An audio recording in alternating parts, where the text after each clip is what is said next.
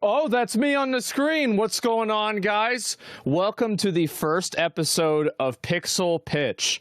This is going to be a show where we're going to be going through a number of different games. We're going to look at the quality of the games, maybe even try out a few of them, have the developers talk to you all about how these games work, and actually allocate money to some of these games that we feel like are the best and most promising out of this show.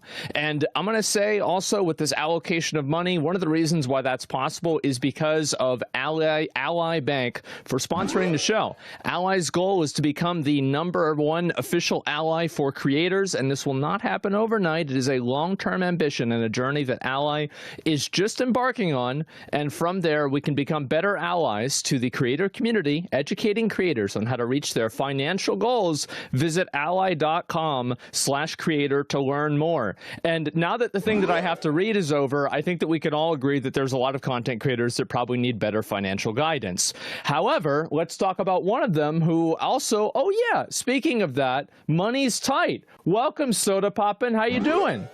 Hi, glad to be here. Excited to see all of the games, the devs that come on and go through and decide where to put money. I'm also very stressed out because again, like I said, I'm used to just shitting on creators.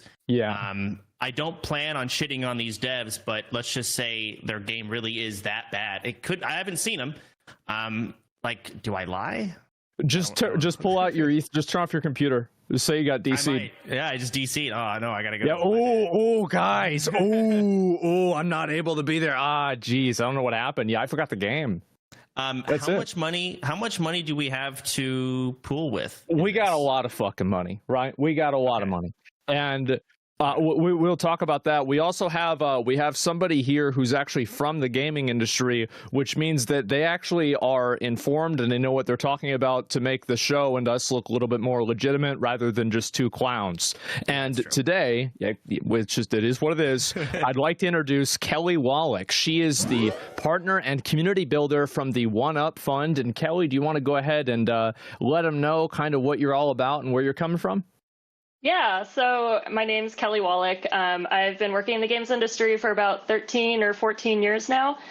For most of that, I founded and ran a company called the Indie Mega Booth, which was like a showcase for independent game developers. We did a lot of events at PAX, so people might have seen us there, but we worked with over 800 studios during the time that it was running. We would get about 600 or so game submissions per year. I ran that for about a decade, so I was playing a lot of games during that time.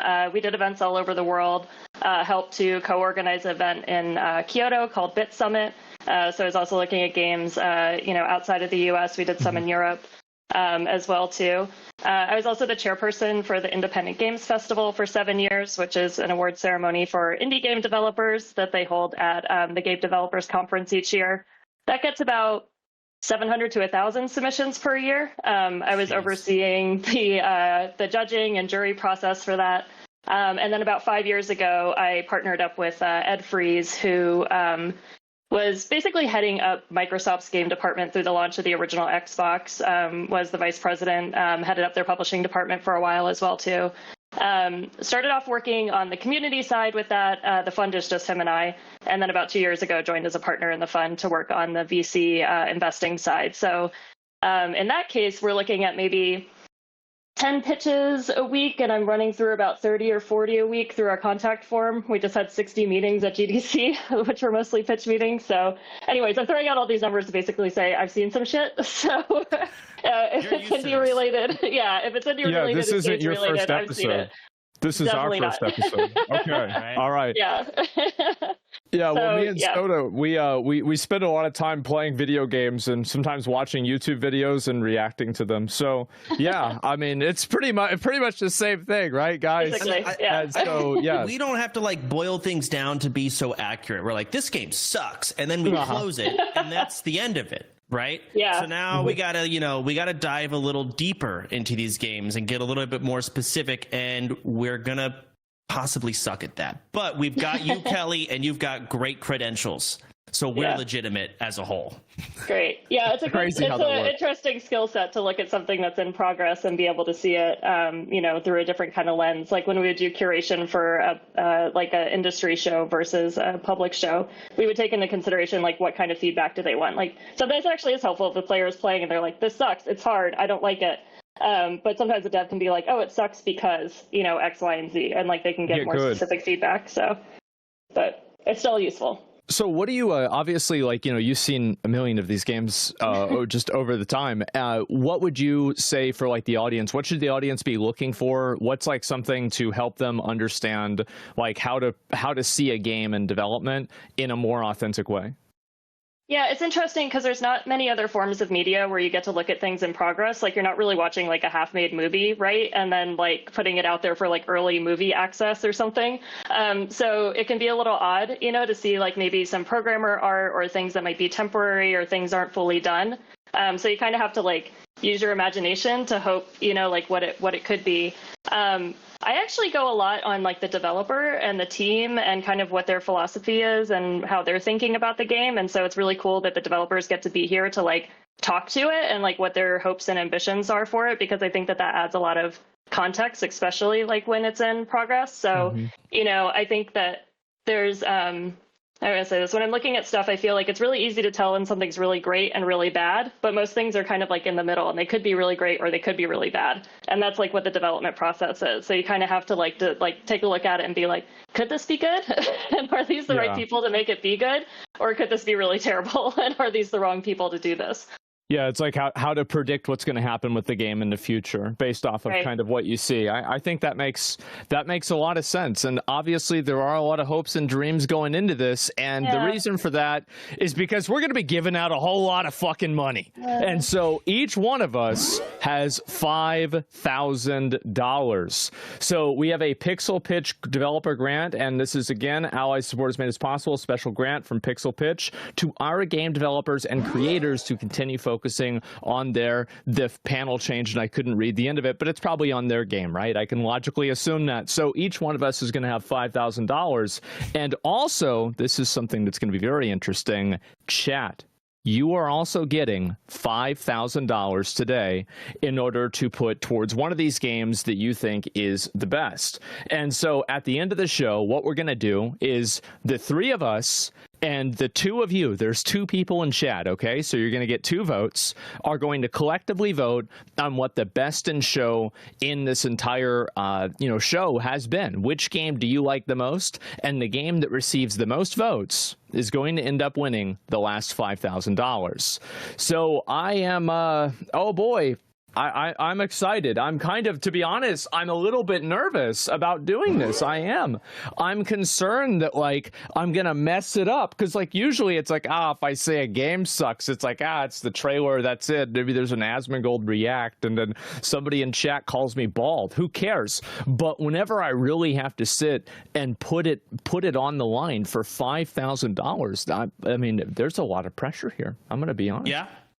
I mean, the other thing is, it's like, again, it's just the stress of what if the first game is super duper good? You're like, wow, this is incredible. And you want to dump all your $5,000 into it. Like, wow, this game speaks to me. I love it. But then the next game comes on. Well, you've already given away your $5,000. Right. So now you got nothing. So it's hard to, but then you could also be one of those stingy people that like, I'm just going to save it. I'm going to save it. And then you get to the last person. Well, now the last person's up. We can't rewind and go back. Right. Yeah. I haven't seen any of the games. Kelly cheated, but I didn't. Prepared. Sure, we'll use that. I don't know. I was, told not to. Well, not told not to, but like, hey, do it if you want. I was like, you know what? I won't. And so, again, the first game might come up. I may dump all my money, and then what do I do now? It's over. I'll watch. Yeah. Don't worry, I I'll be mean- the responsible one here. Yeah, and There we you do go. have just so you guys, and this is so y'all can understand where we're at and like how these games are. We're gonna give you a couple of like just bits of information. So there are gonna be basically like 3 phases of development that we've got going on here. We have obviously pre-production, which is where you've got concept art, technical documentation. We've seen many games that pretty much, let's say, never go past this point. Number 2, you've got production, and that's going to be proof of concept demo or gameplay trailers. For example, Stellar Blade gameplay trailer came out today, a demo came out, and that is phase 2 of a game like that. We've seen many demos, we've seen many alphas. They're always very fun to go in and break. And number 3 is, of course, going to be post-production, polished, playable demo. That's never people are able to actually try it out, fully understand what the game is, and really get a good read on what to expect. Like, for example, Final Fantasy 16 did this last year. So that's going to help you guys get a better frame of reference for what we're going to be looking at today. And of course, we are going to be going through 5 different games. The developers are going to have their pitch. They're going to be explaining the games not only to us, but also to you. So make sure to pay attention. And we're going to go ahead and, guys, we ready to get started? I'm ready. I'm ready. Ready to get to work. All right. We got Good. game number 1. And this is going to be, what's the best way to say it? How do you really put this together? What would happen if you put Castlevania and Zelda together? And today, we're going to have Carlos Gonzalez from his game, Phaland, come in and explain exactly what would happen if you did exactly that. So, Carlos, how you doing, man? Welcome to the show. Hello, team. Thank you very much for having me here today. I want to say hi to all the 3 of you, Asmongold, Vince, Kelly. I want to thank the Pixel Pitch production team, Ray, and the rest of the team for selecting Phaland for today's show premiere. It's really an honor to be here this time. It's an honor to have you. I mean, it's incredible that people have signed up to be on my show, and especially with my stream, and like my chat is very very critical, and so doing this is it's a big risk. It's a lot to put yourself out there like this, and so I really appreciate you coming on and doing this. It cannot be understated how nerve-wracking I'm sure it is for some people to have their game put up in front of thousands of people. Imagine that. And so, Phaland, why don't you tell us a little bit about the game? Well, to start talking about the game, I would actually like to just jump in the game trailer. Yeah. Yeah. So let's Okay. do that. We're going to play the trailer. I'm excited. I'm good looking at Carlos. It's fine. All right, here we go.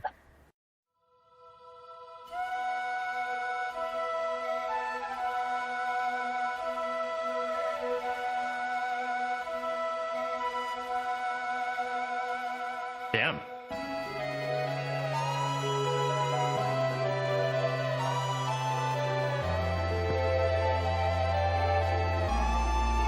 It's got a mount. And Cthulhu. I'm a big fan of the art style already. Yeah, very cool.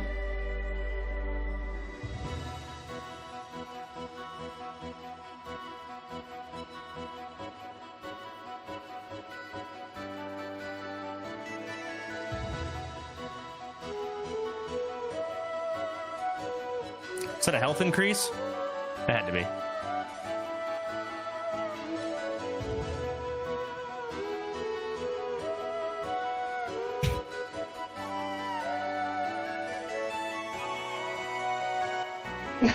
Oh no. Ooh.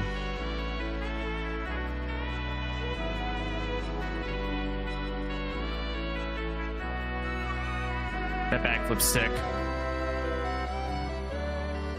Oh.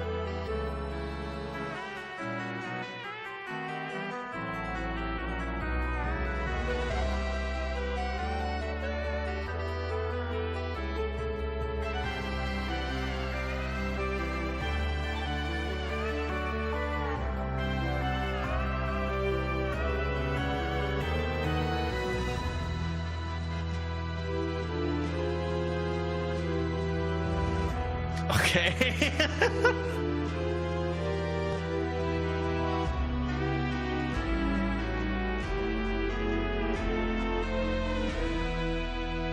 Looks very much like Link. And then I saw the outfit and I'm like, okay. Thank you. Awesome. Okay. All right. I feel like I should clap or something. That was great. Oh, I'm gonna be honest, man. I think I played this game 20 years ago, and I love to see that. I do. Like, and I bet you did too, right? Am I right? Yes, In between. Exactly. So, what was your inspiration for making a game like this?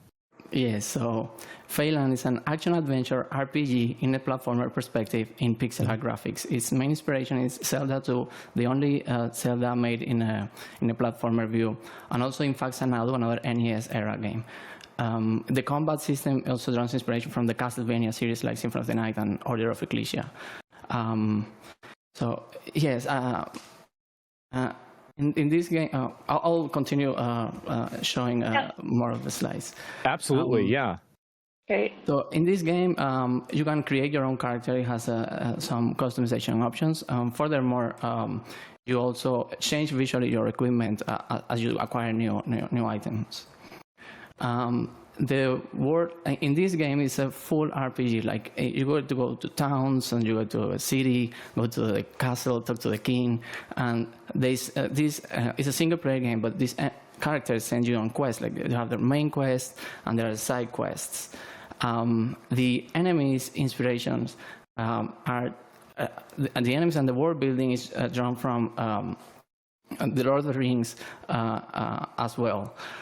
We have 70 enemies, and we battle goblins, orcs, trolls, a kraken, there's a dragon, there's a giant spider. So there's a lot of enemies that you would expect from a fantasy game like this. There's also human bandits and such. In this game, we made put a lot of work and effort to make sure that the player were able to acquire lots of movement abilities, like you can roll past enemies, backflip, double jump, wall jump, crouch slide, swim in directional, and also have directional attacks. So there is a lot of abilities that you would expect from a game in this genre. The world of Phelan is we split into 3 types of areas. We have towns where you expect to find friendly NPCs. There are paths that connect these towns that are like forests or mountains and such, and they connect the towns to the 3rd type of levels, which are the dungeons, which are the most challenging areas and where you can expect to have a boss battle at the end. That's where shit goes down? Yes, I'm sorry? There it is. I said that's where shit. So that's where you fight the bosses. And I'm gonna be honest, man. Like there's a huge breadth of content. How many bosses are in the game? You got an idea, like how many you have planned at least? Yes, there are 6 bosses. There's actually the game is story oriented, so the game is split into 6 chapters, and each chapter basically ends up with a boss battle, as you would expect in a lighter RPG game like a Zelda and such. Yeah. I don't want to interrupt the presentation. I wanted you to kind of get through it first before I jump in with questions. So I saw during the trailer at one point you're like crossing that log and you got kind of knocked down into the hole, I guess. Can you kind of lay the foundation where the story really takes place? I'm assuming that's where you get the hero and you get knocked down and you got to climb your way back up, or how would you describe the foundation of the story? Yes, let's jump to the story. Let's talk about the story. The story is a classic heroic story. The Fays built the world, and they also created humans. They gifted humans with the ability of magic, and they use magic to create prosper cities and civilizations. But then humans also started to use the magic of the Fae to turn it. They turned the magic as a weapon, and they went into wars. These the fairies, a faction of the fairies decided to punish humans for this, and they turned them into goblins and ogres and monsters. So another faction wanted to defend the humans, and they went into war themselves. This happened 1,000 years ago, and the Fae kind is believed extinct when the game starts. You start as a hunter. You create your character. We call it Sam for the promo materials, but you create your own character, your game name, and then Sam is a hunter. He wakes up in this secluded hut in the woods, and then one night he's attacked, raided by a group of ogres, and he has to flee his home. In that cutscene that you see, he's just is that exact situation. He's left without nothing, with no equipment, and in that time, the game shows you the dodge mechanics until you arrive to a town, and then the town has their own situation, and that calls for a hero or an adventurer to jump in. So that's what you do, and it takes you on a trail of quests where you meet some remaining Fae, and they also have something for you, and you may become the hero that saves both kind, human and Fae. So yeah, that's about the story. Interesting. All right. Okay. And where do you get the? Oh, you go ahead, Kelly. Oh, yeah. Well, do you want to talk about the story a little more? Because I had more questions about the development and kind of where you are with things. You go. Yes. You go right ahead. I'm sure you got better questions than me. Yeah, I was curious, like, how many people have worked on this and how long have you been working on it for? Because, like everybody else said, there's a lot of content in here. You know, it looks beautiful. Like, I can tell there's a lot of work in it already. Yes. Wanted to talk about the timeline and my personal story with this game, how we came to be here. I'm a Cuban-American immigrant. I came to the U.S. in 2013, 11 years ago. I have a background in industrial design, and I quickly, I always, and since I was a kid, I wanted to make video games and do creative work towards video games. But back in Cuba, they have no resources or access to technology or in the internet. So when I came to the US, I started learning by myself how to program video games. And yes, I quickly, because I had a background in interior design, I was able to do freelance work and put a lot of time, or half of the time in this project, and I started assembling a team and a vertical slice that we took to Kickstarter back in 2018, 6 years ago. From then, we switched to Unity because the engine back then was in Construct 2. So we switched to Unity because we saw the interest to have the game in every type of console. So we switched to Unity, and by the end of 2019, we had a partnership with a publisher, which came into effect starting in 2020. That really helped. We started having milestones and meeting feasible milestones and moving forward with development. There was at the time more than 20 people working on the game, with multiple animators and artists and writers and such. By mid-2022, this publisher, this was a renowned publisher, and they changed in their leadership and also changed their vision, and they decided to step out. This left us without the platform that we were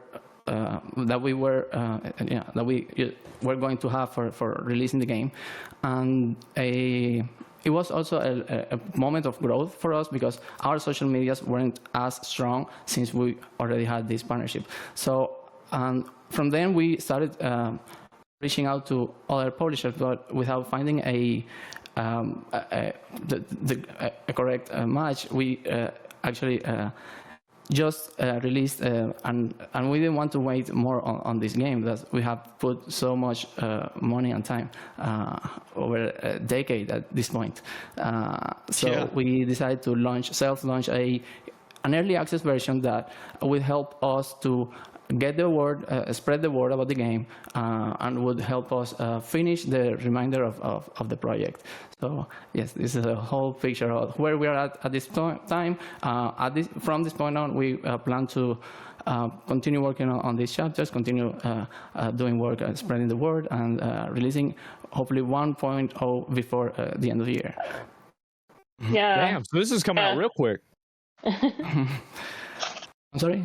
I bet that must be crazy for you, the fact that, it's been going on for 10 years and it might actually be finished at the end of the year. Is that right? Yes, because we even before by 2022 we had already a game loop. So all these areas, the bosses and enemies and everything has has been implemented to an extent. So we really have a game loop. What we are releasing, because the game is story oriented. What we're doing with early access, we're releasing chapters as we polish them as best as we can. So that's why we can have a shorter timeline at this time just to finish those. So that release day at the end of the timeline I'm looking at is for Chapter 1 to be released? Okay, no. So what we have already available in early access is Chapter 1 and 2. Yeah, it's Chapter 1 and 2. Then next month in April, we'll be releasing Chapter 3 out of 6. This will mark we'll be halfway there. From then on, we'll do in summer and fall, and before the end of the year, the last update, hopefully. You've mentioned Wii a whole lot. How big is your dev team?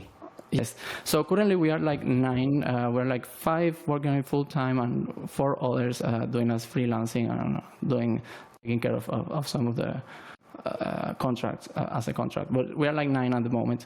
But yes, where most of the assets and design and level design, world design, enemies, everything is already being worked on at this moment. Yes, we are 9. Yeah. How are you doing on Runway at the moment? Well, we really have a very limited budget at this time. We are using, of course, the sales from early access, and yes, it's challenging. I'm not going to tell you anything different, but it's for us, it's a passion. Even the team, we have been working together for so many years. We all just want to see it out, and Yeah, finishing a game is so hard. Also, I'm sorry to hear about the publisher. Just to give, I guess, a little context for folks. Publishing deals are typically based on milestones, and something that's common with project financing, which is like publishing, is that the publisher can cancel the contract essentially at any given time. And that's a big difference with if you do investing like VC or equity investing, where you get the money up front. There's pros and cons to both of those things, but his story, it's not totally common, but it's not uncommon. And a lot of times it doesn't have anything to do with the project or the company. A lot of times it just has to do, somebody gets bought by someone, the boss changes, they run out of money, a game that they bet on didn't do well, and so there can be a lot of factors. But thankfully you're close to the end, and it sounds like you're able to get in a little revenue through getting into early access, which is really smart. It's very resourceful, and it's hard to finish a game, especially when you've been working on it for so long. A lot of people, start projects but don't always finish them. So you should be really proud of the progress that you made with the team. I think the chapter strategy is really good. Yeah, I love that. So we've talked a whole lot about dev size and all of that jazz, but I do want to see a little bit more gameplay.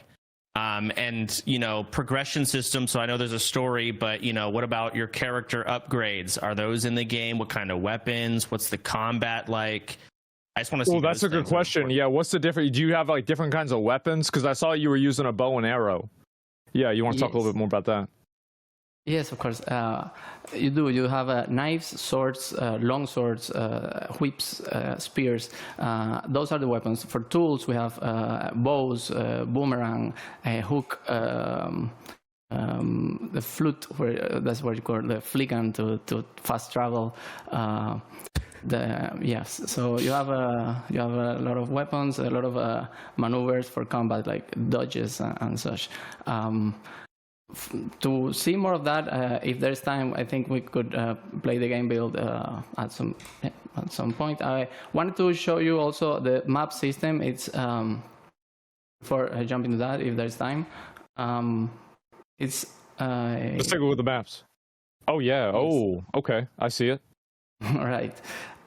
So the exploration is in a Metroidvania fashion, where you are required abilities so you can travel to new areas, but also we did something different with the map. There are two layers. There's a exterior layer in that layer you can find forests and the towns and such. In the interior layer you can find caves and dungeons, and sometimes in the interior of the homes that sometimes are connected to caves and such. So, and they both layers are connected with transversal doors. So yeah, it adds a lot of new flavor and complexity to the classic formula.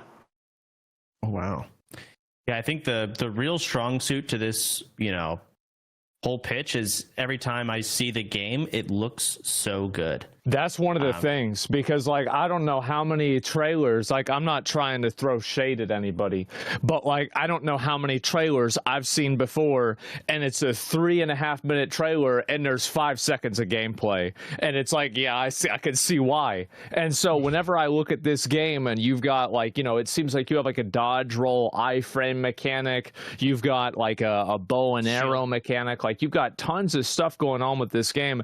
I definitely can see why it took you 10 years. I mean, there's a lot that really went into this, it seems. Yes, our aim has always been to have all these types of locations and the graphics and all these items and abilities. And our aim with Phelan has always been to make Phelan a game that that stands out in this genre. This is our purpose with this game. This is our ambition with this game. I can talk to you a little bit more about the design process and how we make the art. I think pixel art games today are usually game developers use pixel art as a way to simplify budgets or rendering times, but for us it's a little bit more complicated than that. We use, before going to pixel art, we actually do concepts, line art, sketch, color sketches. We design every room, with the whole map we actually draw in Photoshop. We do all the design, the character design, the animations, we do all this, and then we move to pixel art as our ultimate rendering form. It's the last thing we do after the design is all pre-approved and everything. It's our way to make the designs cohesive and professional, and also our way to honor to this nostalgic. Oh, that looks badass, man. Yeah, I love that. All right. Yes, so yeah, this is about the presentation. I don't know, before jumping to the ask, I don't know if we have time to play the build, or should we just jump to that? I think that if we have a little bit of time, I can play it for a couple of minutes and just kind of move around, and you can explain kind of what I'm doing. Yeah, sure. Guys, we got all this set up. So some of these games, not necessarily all of them, we're not going to commit to this, but hey, there are some of these games that we're going to try and play for ourselves. And so I don't know, production, y'all want to go ahead and pull up my screen? I'll take a look at it. I got my controller right here. Okay, that's me. Okay, so I got me right here, and you can change, obviously, the way the character looks, hairstyle, obviously. You got a bald hair? Okay, and there we go. Don't do it like that, man. Come on, showcase some hair in the game. Come on. Okay, yeah, sure. I mean, nobody wants to see that, man. I mean, let's be honest. Okay, all right, we got a cool purple hair guy, and we'll go ahead and accept. And then, let's see. Oh, geez. Let's see. I'm going to spend 5 minutes doing this. Okay, Asma, that looks good, right? That's the way it's supposed to be? Great. Get in the game. Tell us how fluid it feels, how it feels to play. That's important stuff. And hopefully people can hear the audio. I'm assuming, can you guys hear the audio? Because all right, great. They hear the audio. I do hear it. It's fine. I'm good. And so we've got right here, and this is just the traditional, old school game, telling you the story, letting you know what's going on. I really love the style here of the intro. I recently went through. Yeah, I recently went through and played Blasphemous 1 and 2, and man, I forgot how good some of these games can be. And so we've got this going on. There's the Fae. They're going to go through the whole story. And you kind of just talked a little bit about the story, and so I'm going to go ahead and just show some of the art, then we'll go through this and get into some actual gameplay here. Yes, well, some of these, because we already talking a bit about the story, if you want, after you see the start slides, you can actually press A and to go over them quicker if you want. Okay, yeah. We're gonna have to stay so up through this this shows the creation of the world, and then in this slide they were creating humans, and how in this one they were creating like societies, dying, how they used magic to go to war, how the humans were punished, and how they went to war, the fate themselves. Yeah. Okay, and so is this where our hero begins his journey? Yes, so this is 1,000 years later, and then something is about to happen that we really don't know what it means at first. So I'll just leave you to watch that.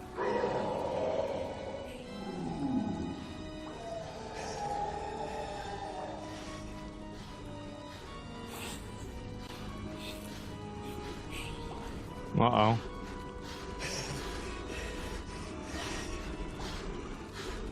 Oh. That's the most smart looking ogre I've ever seen. That's a big boy.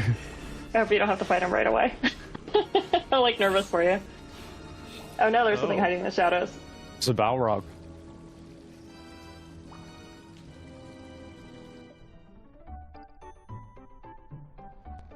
Oh boy, I wonder what's gonna happen now. So I'm here in my house and everything is fine and okay, right after a scene of a bunch of goblins running at some area that you don't know with axes and swords. What could possibly go wrong? And so we've got right here, you've got the hunting knife, and so you've got to see a short reach, light with attacks. Okay, simple enough. Okay, and you can attack, pretty simple. And then what's in here? Let's take a look. Hunter's tunic, all right. And Nice. peasant footwear. Oh, good. I have that in real life. And press start to show your inventory and change your equipment. Okay. And so you've got, obviously, those are. Yes. Oh my God. These are all the There's a weapons. lot in there. So yes, this section on the left shows all the weapons that you will be able to acquire, then the tools, then here tunics, gloves, boots, and such. And these are like quest items and monster parts. This is the map. Yep. So Holy the weapons- shit, Carlos. How long is this game going to take to complete? Well, we're aiming for like 11 hours, something like this. Yeah. Okay. All right. Yeah.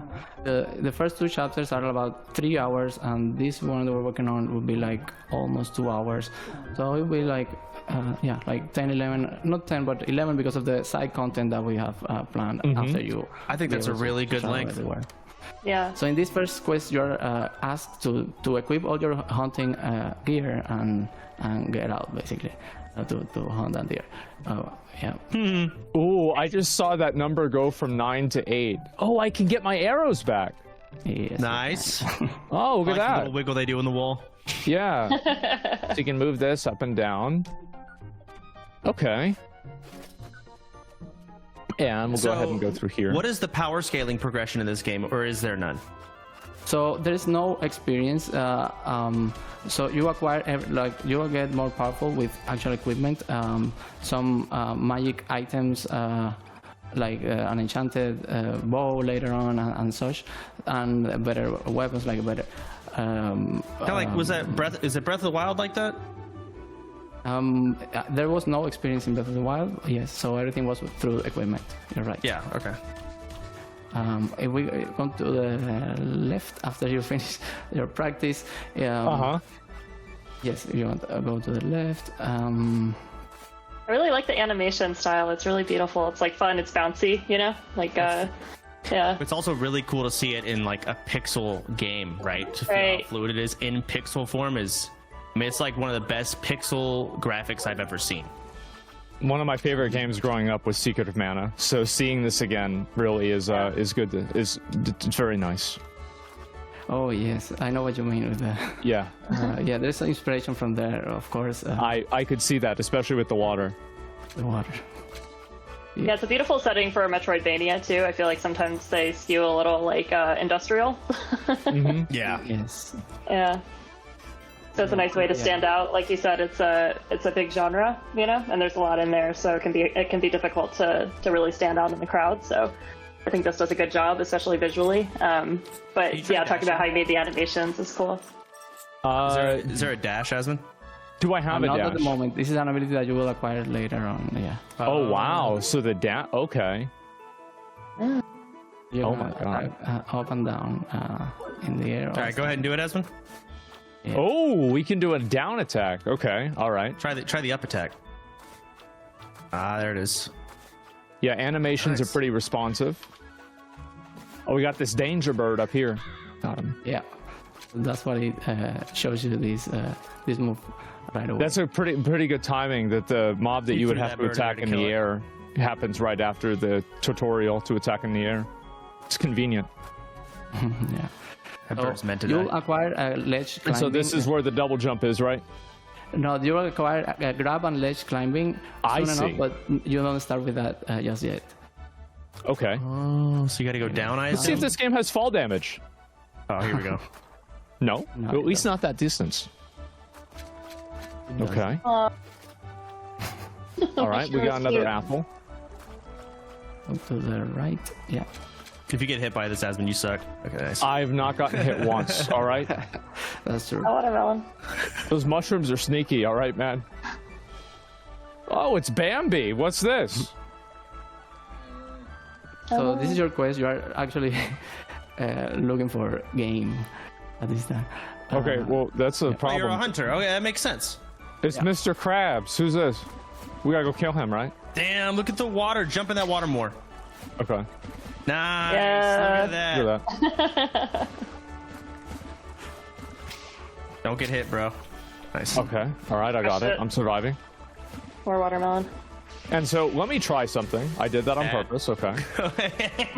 And so if I eat that, Just a show. okay. So you're picking up food, and you can actually eat food. It's not the same as like other games where you're picking up hearts. There's actually individual different types of food that you pick up in the world, and that heals your health. Is that right? Yes, correct. And each item has a different health amount. Okay. Yeah. Can you bring with you like certain types of food throughout the game? Yes, you can collect all these, and there's a 99 limit, which will be impossible to reach. But yes, so, Oh, I see. So now you can select the kind of food that you want to use for the situation at hand. yes, correct. Okay. And You can go down just to show the directional swim. You will also be able to attack underwater, but not just yet. Okay. so you unlock these things as you Right. progress tutorial and story. Right. So that's a locked area for now because of that. Yeah. That's the classic Metroidvania. Nice. Yeah. Okay. Yeah, and this game, and by the way, like just so I understand here, this game is available for people to play right now. Is that accurate? Yes, that's correct. A disclaimer there, when we saw the trailer, we also saw scenes that are not in that early access version yet. So for people to take into account. But yes, it's in early access, it's available. People can start playing all this content. What you're playing right now is actually our early access version, the one that we have on Steam.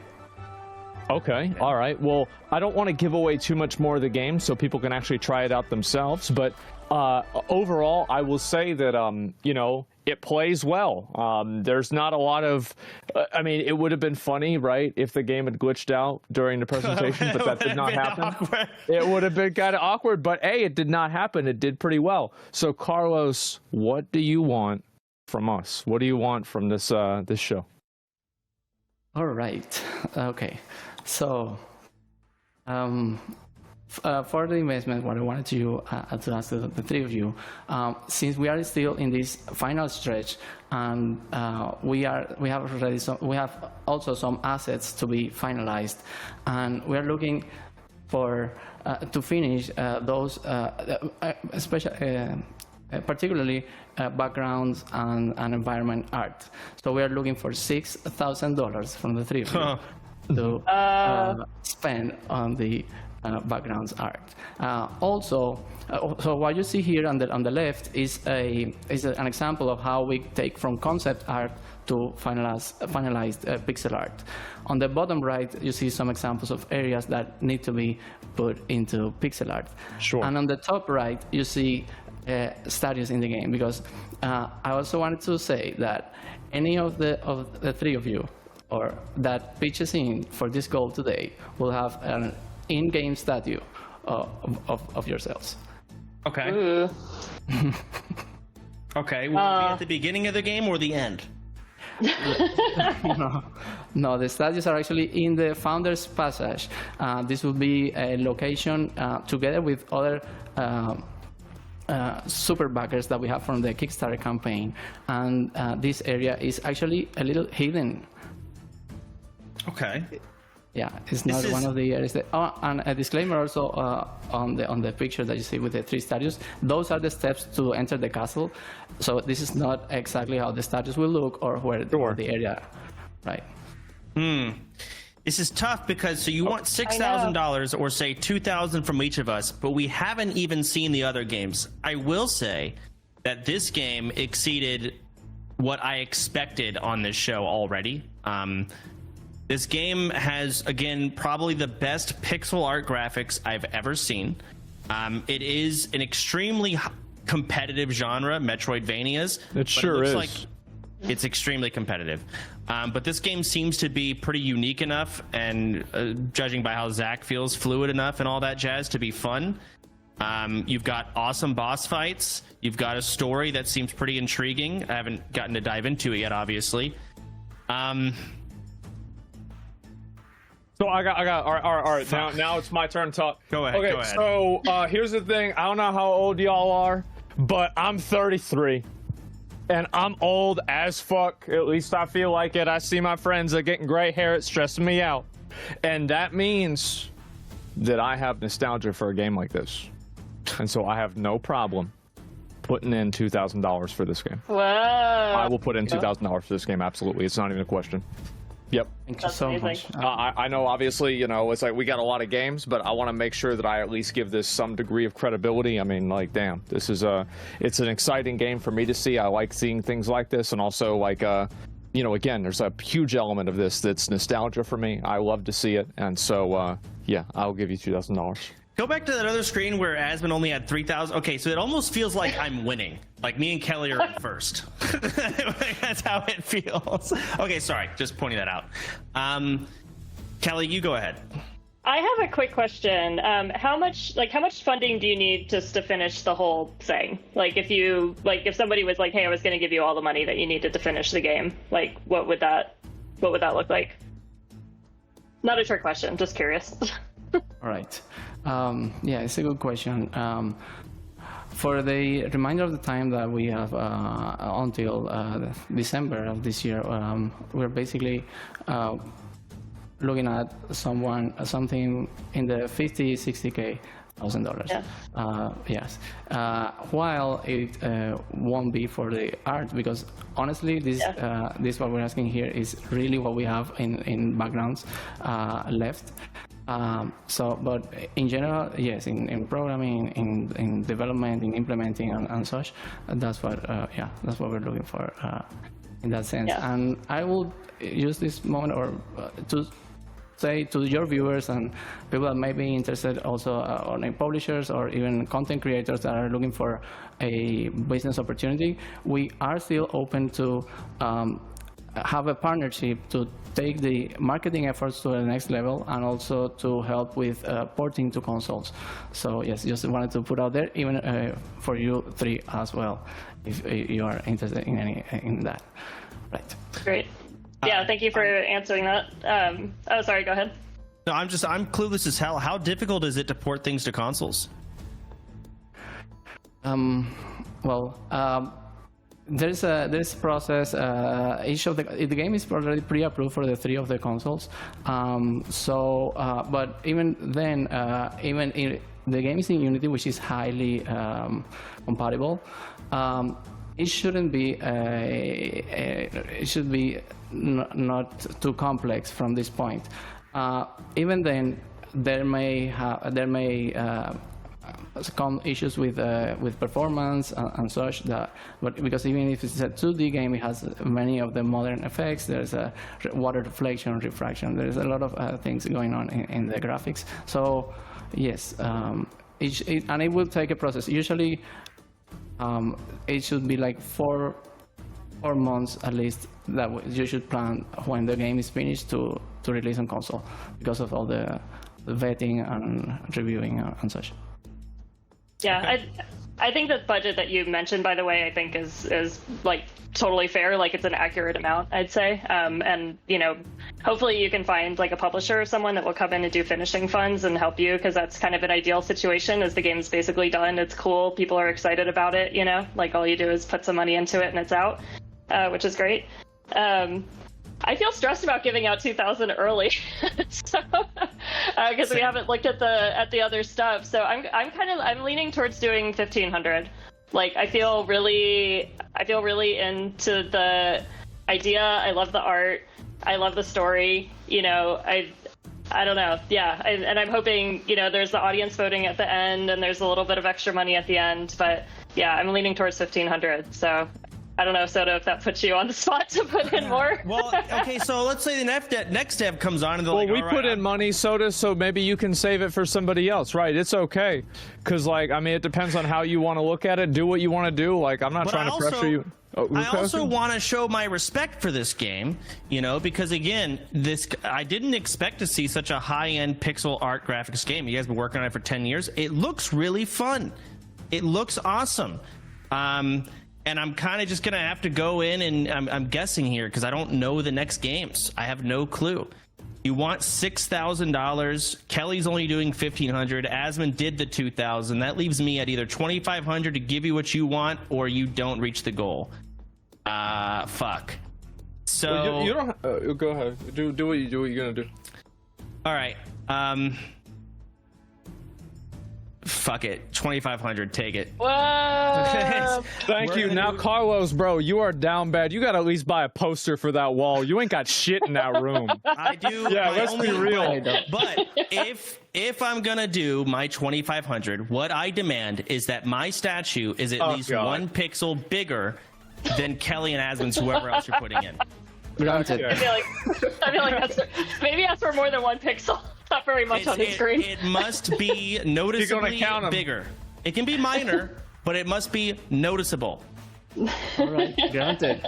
Okay, 2,500. I'm in. Oh my goodness. Well, there it is, man. There it is. I cannot believe it. I really appreciate it. I'm really thankful for the outcome of this today. I cannot believe this is real. Thank you so much. I was already really happy and thankful just to be in this show and in the show's premiere. This means a lot. And having you played the game is really something emotional for me. I have seen Asmon play RPG games that I like personally, like Elden Rings and Dragon's Dogma and World of Warcraft and games in that vein. And having you play this today, it means a lot to me. And having the three of you really appreciating the game, really showing that you were willing to put this amount towards this goal, I cannot express the amounts with words what I mean, my emotions. Hey, you've been working on this game for 10 years. You've been committed to it, man. This is incredible to see. We totally support it. This is awesome, man. I can't wait to see it finished. Yeah, all the positivity that's going to be coming your way as the game is kind of, start to approach release is deserved. So congratulations on that upcoming release, and I hope the best. I really do. I also look forward to my statue, but Kelly, go ahead. Yeah, I'll say, I'm super, like I said, you should be very proud of the work that you've done. Something that I'd love to offer that's outside of the money thing, and I talked to the folks on the team about this, is to get us connected up outside of the show, and we can set up some time that I can talk and give you some advice, or maybe offer to make some intros for you to help find the end of the funding that you need. So yeah, would love to help to give you some advice outside of this. I would really appreciate that. Thank you so much. I'll definitely keep in touch and follow up on that. Great. Awesome. Yeah, congratulations. This is a great way to start the show. And you did great. Yeah, I know, it's nerve-wracking. First episode. I know. Strong start. Anyway, man, thank you so much for coming on. Thank you so much for sharing your game. Gentlemen, once again, Phaland, you can wishlist and actually even play the demo right now on Steam. Thank you so much, Carlos Gonzalez, and I look forward to playing the finished game. Thank you so much to you all. Congratulations. Nice meeting you, Carlos. Have a good one, man. I gotta pee. Okay. All right. Wow. So Kelly, what did you think? That was my first one, at least doing it publicly like that. Is that how a lot of the pitches go? Where did that rank on like your tier list of pitches and like game? You know, like how would you give insight into how to look at that game? Yeah, I thought he did a really great job. You know, like the slides, like we didn't have the questions, you know, given to him in advance, right? And every question that we asked, he had a slide. He was explaining why it was important. I think this is something when people are pitching and they get asked a question, it feels like there's a right answer. But I think most of the time it's not that there's a right answer. It's just that you have an answer and you've thought about it. And you could tell it was very thoughtful, and he's put a lot of work into it, you know, and was very clear about what they wanted to do, what they needed, what you could expect. So, yeah, I thought that was really great. And also it's very bold to come on in front of a lot of people, you know, and do something kind of scary like that. So I thought he did a great job. He was the first guy. I know. Oh, that's so hard. The first guy on the first episode, it's like, man, especially since he's watched my stream, I bet he's like, oh, geez, I don't know what's going to happen. So yeah, I'm happy. Jack and I are not known to have the most positive, loving audiences that appreciate things. I was told you guys were going to be nice, and this was a super friendly show. So I don't know who I was talking to. A liar. Display. So that's the first game. I mean, I'm going to be honest, guys. We got 4 games to go through. We got to get to the next game. We do. How much money do we have left? Well, it'd be $6,000 total. We had 15,000, so then now we'd be at 9,000. Well, that's the way the numbers are. All right, so we are currently, assuming we could not do the same amount for every game. We are behind. It would be 6 times 5. It'd be 30. We have 15, and so like the math is. Yeah, math. You see how because it's like, you know, there's like the I'm glad number. You're here, Asmon. Thank you. I mean, I'm just looking at the little calculations on the screen. Yeah. It's okay. I've got someone telling me the numbers. Good. We're going to get in the second game. Now, all right. I would explain the second game, but I fucking can't. So what we're going to do is we're going to have Nathan Paulson come in here. And he's going to be talking to you guys about his new game coming up, and FMV Souls-like. What's going on with this game? I'm actually. Are you fucking kidding me? Are you fucking kidding me? Is this the dev or is this a recording? I bet this is the dev. No, this is probably normal. This is probably what it looks like. One of my viewers. Oh yeah, absolutely. Premiere. Warning. The video you are about to watch contains prototype footage of a technical test. All assets will be replaced. In the not-too-distant future, 2007, an evil is brewing. Special Agent Candace Deke, and I'm here to investigate missing persons. Oh, Mr. Deke, you'll find that this is where the lost come to find themselves. Oh my God. Are you here to I take love the part in acting. the One Wish tournament? Those that make it to the top get one wish. Oh shit. Sanitation threat detected. Must eliminate threat. Nothing Is can he get in the way of iframing my that? goals. I think he is actually All right, maybe a iframing game or two. Whoop, whoop, whoop, whoop. Hey, quit moving He's aiming at around. console. Hey, that's pretty cool. I should buy another. That was me. I thought that's how we described the game. I didn't know that's actually what the name of the game was. So this wasn't a pre-recording. It really is the dev with a bucket on his head. Is it a mystery? Do we see? Oh no. We gotta figure out we gotta get to the bottom of this. Okay, so first we got to find out what the fuck we just watched. So what the fuck are you doing, man? How you doing? Face reveal. Hey! There he is. It is Nate with Soul Shared Games. And what you just witnessed is an alarm going off. Sorry, But what you just witnessed is our prototype trailer for our next upcoming game, FMV Souls-like. It's a blend of 90s retro full motion video graphics with the modern day mechanics of a Souls-like experience. Think of Night Trap meets Elden Ring. Oh, now I'm seeing. Be respectful, chat. All right. I see some faces out there. What are your initial thoughts, Soda? What are you thinking? Okay, so you're coming to me for my initial thoughts first. Okay. Yeah. Bold move, Cotton. I want to know what the fuck's going on. Like, I saw a little bit of gameplay. I saw some iframing. So are all the enemies like you with a green screen? At the moment, yes. We're phase 1. You know, we're this is very early prototype. But hey, you know, but so yeah, exactly. Yeah. So what? Yeah, what yeah. is You can phase see 2? the. Well, so okay, phase 1 is sorry. I'm explain phase 1. I'll get to 2. So phase 1 is kind of just get a basic combat system down. Get the basic maze generation of the levels, you know, just see if the game is fun, right? Yeah. And then we move it on to phase 2, you know, we basically build out everything. We improve the combat a little bit, we improve the levels, we get better graphics going. I mean, this is all placeholder stuff right now. This is the worst you will ever see this, hopefully. Okay. So explain to me. So, okay. I see the crosshair on the screen is moving. Is that via controller? It is mouse or controller, but yes. So it's a little different. There's a lot of accuracy in this game. Like your main form of weapon is rage. Okay. And what are the how many spells do you have? I see a dash attack. I see like some frontal cone.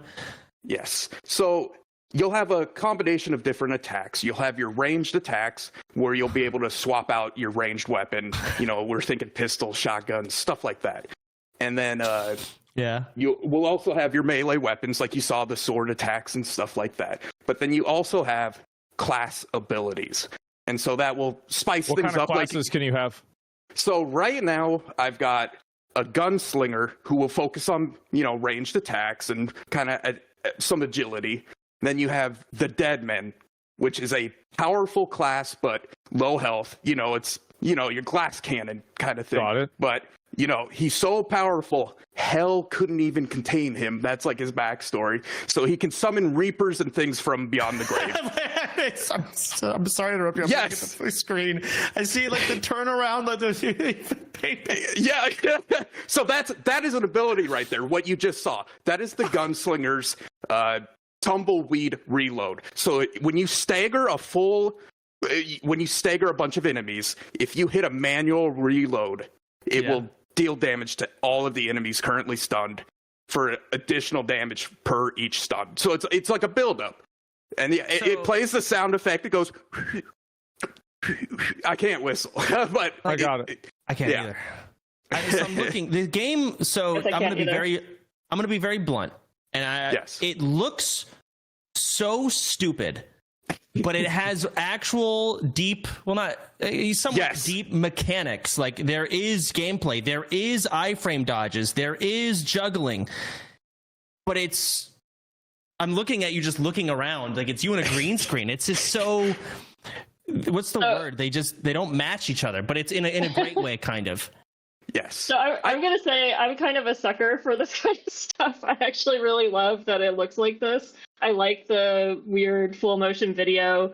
When I was looking at this yesterday, I don't know if you know Garth Marenghi's Dark Place. It's like a show. Anyways, you should check it out if you haven't seen it. Or Stanley Parable maybe is a game that is played like that one. Yeah, a little comparable. Like, I kind of like that it's doing its thing, I guess is the way to say it. And kind of like, I'm assuming messing with the expectations of people that are going to be playing it. So I'm kind of, I don't know. I'm into it. I think it's funny. I think it's interesting. Yeah. It's exactly like you were saying. When you look at it, you're like, what is this?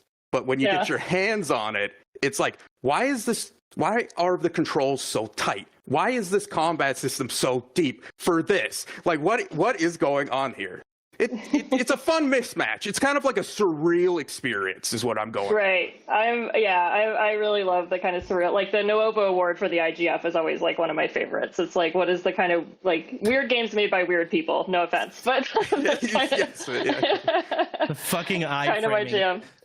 So what's the gameplay loop in this? Is it a roguelike? Is it a roguelite? Is it RPG or story? So I'm thinking mostly like a Souls-like. I'll just throw out the backstory of the game. Like, you're stuck in a tower, and a tournament is going on called the One Wish Tournament, right? And so your goal is to get to the top of the tower, you know, killing everyone along the way, getting to the top, and whoever gets to the top gets the one wish. It's kind of like Twisted Metal inside of Silent Hill. It's kind of what we're going for. And so, when you get to the top, you know, you'll meet a lot of interesting people along the way too. That's where the FMV like really shines. Okay. And how long would each run take, would you say, a successful run? I was with the FMV, I think there's more importance to maybe having a story along the way. I think that's what the FMV Cloud would. So I'm expecting The finger guns are good. That's just placeholders. I'm gonna work out a way to get guns into the hands and stuff. Like, so I want what guns. What part of the trailer isn't a placeholder? I mean, all of it is place. I mean, this is just technical test. This is right. Very early. You know, this is just testing out the movement and stuff like that. But yeah, the game I'm planning for it to be about an 8 to 12 hour run, depending, you know, how production goes, you know. Okay. But I expect it as a single playthrough. If it gets a lot of hype, it's easy enough to make like a rogue-like mode out of it too. But, let's start with the 8. So your character, the main character, when the trailer you're walking as right now, is that placeholder or is that gonna be one of the characters? Is that how it looks? It's a placeholder of a character that's going to be in there. But it's going to be someone with a green screen. Yes. Or no? Yes. Okay. Yes. So there's the the robot fight where you're like iframing those red beams. Yes. Could you tell me, if you could put anything there and snap it in, describe to me what you would want that robot to look like? That robot to look like? Or do you want like that guy right there? Okay, so in the cutscene you saw before, that's how I want the robot to look. I want it to look like a guy with a bucket on his head, and everyone treats him like he's a robot, but he's obviously just some really bad production guy. You know, like, is he actually a robot or a guy with a bucket? So you want to take the green screen characters to the next level. You want to keep going with that direction. Okay. Exactly. One thing I would hope, better cameras, a lot of those scenes, when I started this, I had one of those fold-up green screens, and, you know, trying to do those dodging and iframes, I could not fit inside that screen. I had to upgrade my studio, which is kind of still in the works. But again, you know, I'm building this thing out. I want to make sure the combat feels good, the levels feel right, and then also the graphic. I don't want to go too far in one direction too early. I want to kind of build it out all together. Of course. Wow. Have you made other games before? Is this the first project that you worked on? So kind of my backstory, as my day job, I'm a lead game developer at a studio that's been making games for 10 years. But on the side, I created my own studio, Soul Shared Games. It's solo dev. It's kind of, you know, it lets me be crazy and, you know, do things I haven't seen before. You know, really express myself here. Yeah. And with that solo indie company, I've released 6 games so far. So I've been through the design to publish phases a few times. I mean, there's not really any big hits out there, but yeah, I've been through the process. Are they all kind of like fun, like, I don't want to say vignette games, but like sort of little creative endeavors, I guess? A little bit. They're all over the place. I mean, I started as a mobile kind of thing and then kind of realized I didn't like mobile too well, and you know, let's make PC games. Okay, let's make some fun stuff. Okay. All right. Yes. I like that we're all just silent. All right. I don't know. I think it's cool. I like it. I think it's weird. Like, I don't know. Like, I like that you're not going to up the production value, I think, like, too much, you know? Like, to me, that's part of the fun of it. And I like games that kind of subvert the expectations. Like Frog Fractions is another really good one if folks have checked that out or if you played that before. So I'm kind of in. I don't know. I'm into the general concept, even though it looks a little wonky. I don't know if we're gonna play it at all because I'm curious if you're telling us it feels great, but I'm like, does it? Why don't we ask a question? What do you want out of it? What do you want out of this? What do you want? You want money? Hey, money is great. But you know what? What are we doing here? What do you want here? The real reason I am here, I love the FMV style. It lets you really bring your expression out, right? And what I really am after here is offering you 3 cameo roles in the game. That's right. Kidding me? Okay. And which I didn't know we'd get something. Okay. But I can't just let anyone into the game. I need to scout you out first, right? So we're gonna start with the hardest scene to nail, the death scene. God. Asmon, how about you get up? You really gonna try to fuck me around for this? All right, what do you want me to do? You get up and demonstrate to us getting shot the fuck up and dying. I think a lot of people would like to see it. Okay. Yeah, we're gonna work on some camera positioning here, Asmon. Maybe move that mic out of the way. We don't need to hear you. There you go. Get that out of the way. What about Make his sure it's final close to your words? face. Yeah. Yeah. We're gonna work on the camera here. Okay, is this good? All right, perfect. Yeah. Now, okay, they're coming. The shots are coming. Oh, jeez. Oh, God. I'm getting shot. Oh, man. Now, down. Jeez, Down. my leg. Oh, God. Oh, Yes. Oh, Yes. And ironically, if I killed a boss and it acted just like that, that would be hilarious. Ah, my leg. Ah. Perfect execution. You're going to use Asmon, have you ever died before? That was perfect. I've got a lot of experience. I played Elden Ring. Hey, yeah, of course. Yeah, you'll be dying a lot in FMV Souls like too. But so yes. you potentially want us to cameo actually being green screened characters in your game? Yes. Fuck. Okay. But I have to scout you. More money. I have to scout you. Okay. You want me to try or no? Yes, Soda. Yes. So for you, I'm thinking bowman. That's what I see. Someone with a bow. Can you demonstrate to us killing a room of enemies with a bow? And remember, attacks are coming from all over. So you gotta be agile.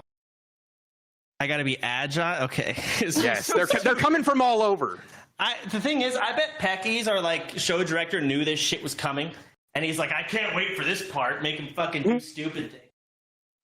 Can I act like, wait, okay. It's like, room in here. All right. Perfect. So agile. All right.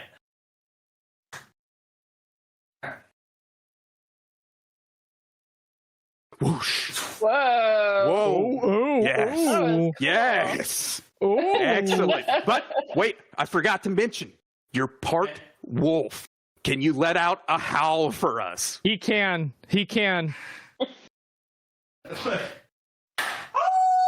Oh, marvelous. I can't do that anymore. You're going to get me. I thought you were the guild leader of OnlyFangs. Yeah, I was. All right. And then it fell apart. Yeah. Goodness gracious. Ugh. You just made me howl on screen. Did we at least have decent background music to filter out that cringe? No. Fuck. Okay. Well, I mean, now that's out there on the internet. And now, Kelly, you're not getting out of this. Now either. I'm nervous. You're not getting out of it. Can you boy. show for us casting a level 10 spell, a maximum level spell? Can you kind of show off what that would look like to you? I don't have as much like background space as everybody else here, Well, so it's all in the arms. I'm gonna go this way. All right, ready? Yes. And perfect. Yes. Very powerful. I feel the wind up. Yes. Collection of energy. I saw it. Yeah. killed it. God. Marvelous. You're Thank all you for making hired. me not shoot So did bows you or get what guys. you wanted? Yes. Oh, yeah. You're all hired. Thank you for Excellent. coming to Pitch Perfect. We got that. You're welcome. It was a great show, man. Thanks for putting it on. That was awesome. Yeah. Thanks for having us. Now that you have the FMV energy flowing through you, let's talk about my ask. Let's get to it. A double ask. I am looking for $750 to hit this checkout on this very reputable website. I spun the wheel today. I got the discounts. We got to hurry because those are going to run out. $750? How much is a new pinball machine? Yeah, it depends on the pinball machine. Probably about $750, right?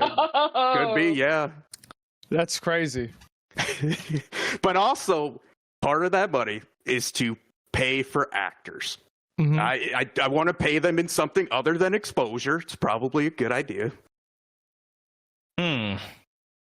Where would you get these actors from?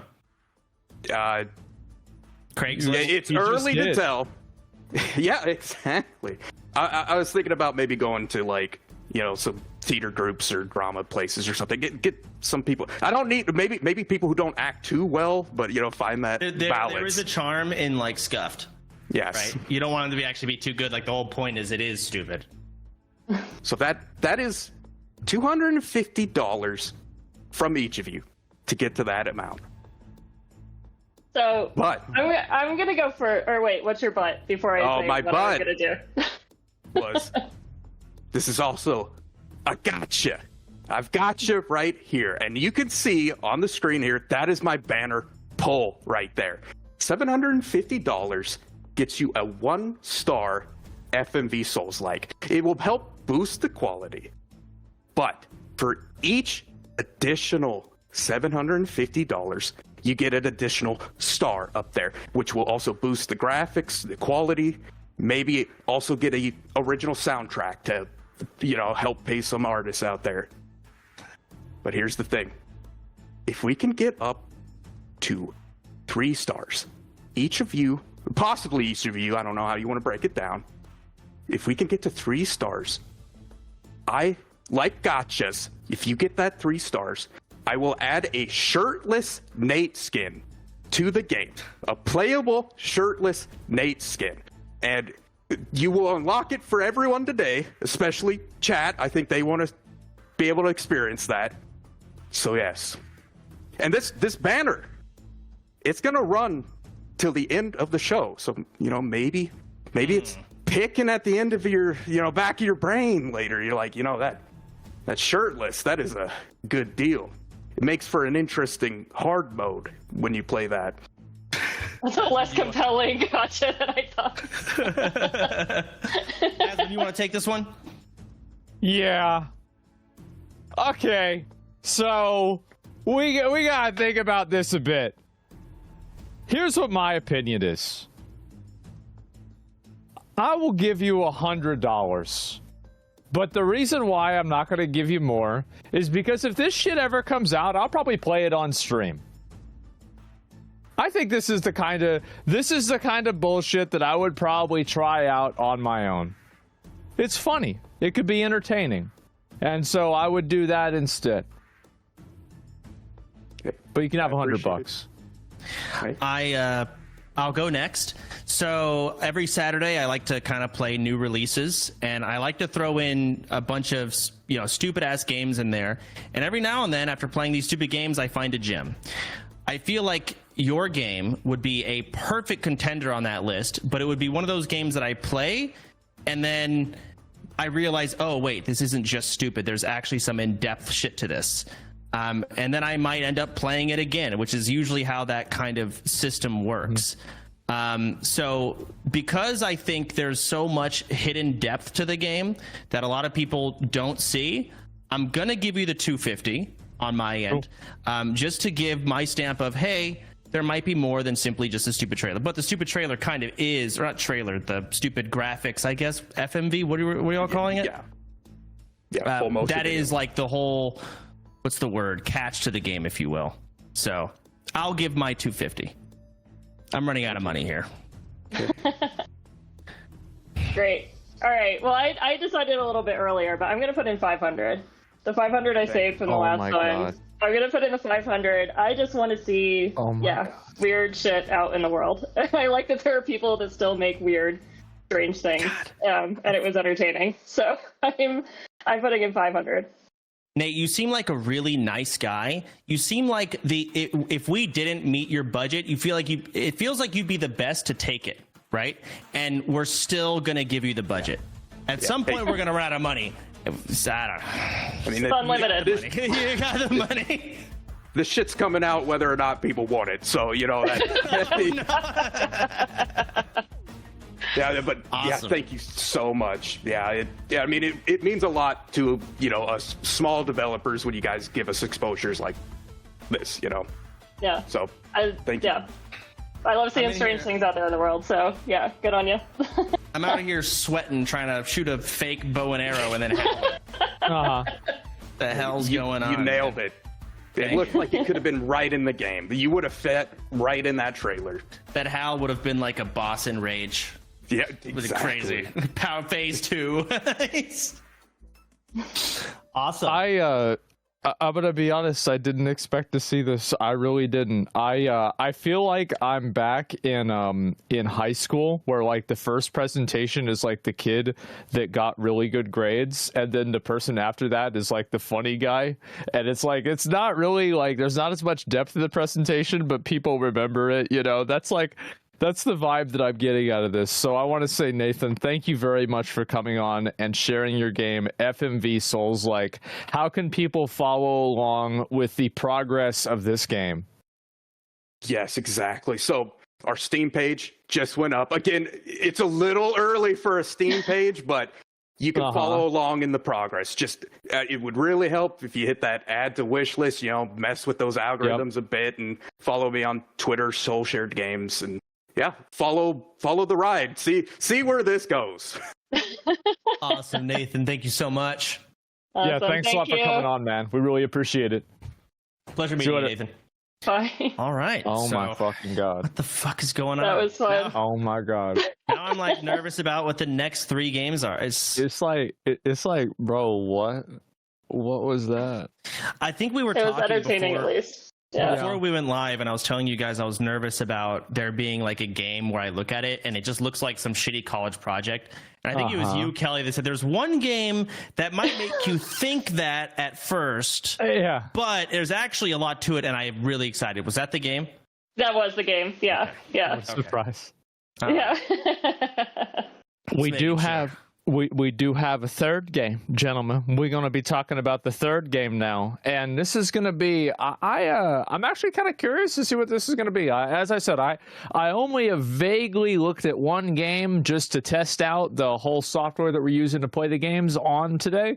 So other than that, I don't really know anything about these games. So the third one that we're going to be looking at is a game where you effectively clean up ocean waste, and it's a more relaxing, satisfying, just chill, cozy game. The Mr. game Beast is already called. Say what? No, never mind. Go on. Sorry. Okay.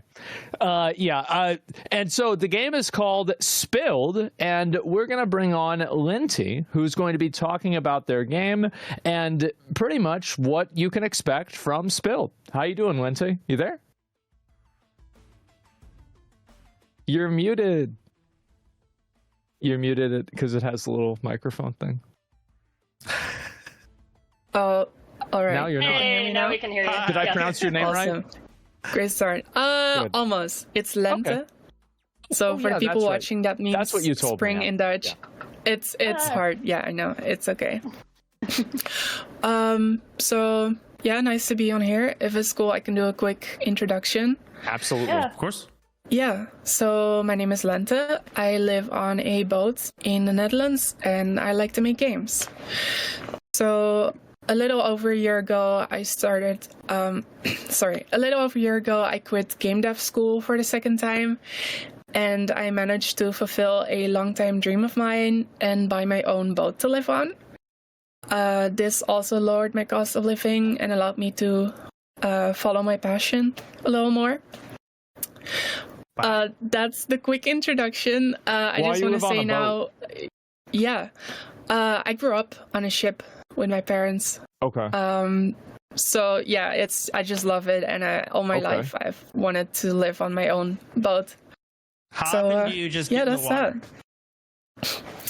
So the engine is broken at the moment, which is a little bit of a bummer, but I have plans soon to go to the shipyard and maybe get a new one installed.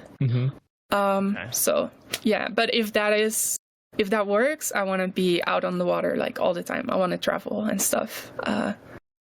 If we got a little bit of budget left, we could get that engine. Yeah. Maybe a stretch goal. Yeah. We'll see. Working. What can we expect with this game Spilled? How does it work? Do you have a trailer or anything to show us for this? Yeah, no, I can tell a little bit about the game. Sure. So while renovating the boat, I started working on my game Spilled. Shit, it's a boat game. Yes. Who would have guessed? So Spilled is a satisfying, cozy game in which you clean up oil spills. That's the very short pitch. Yeah.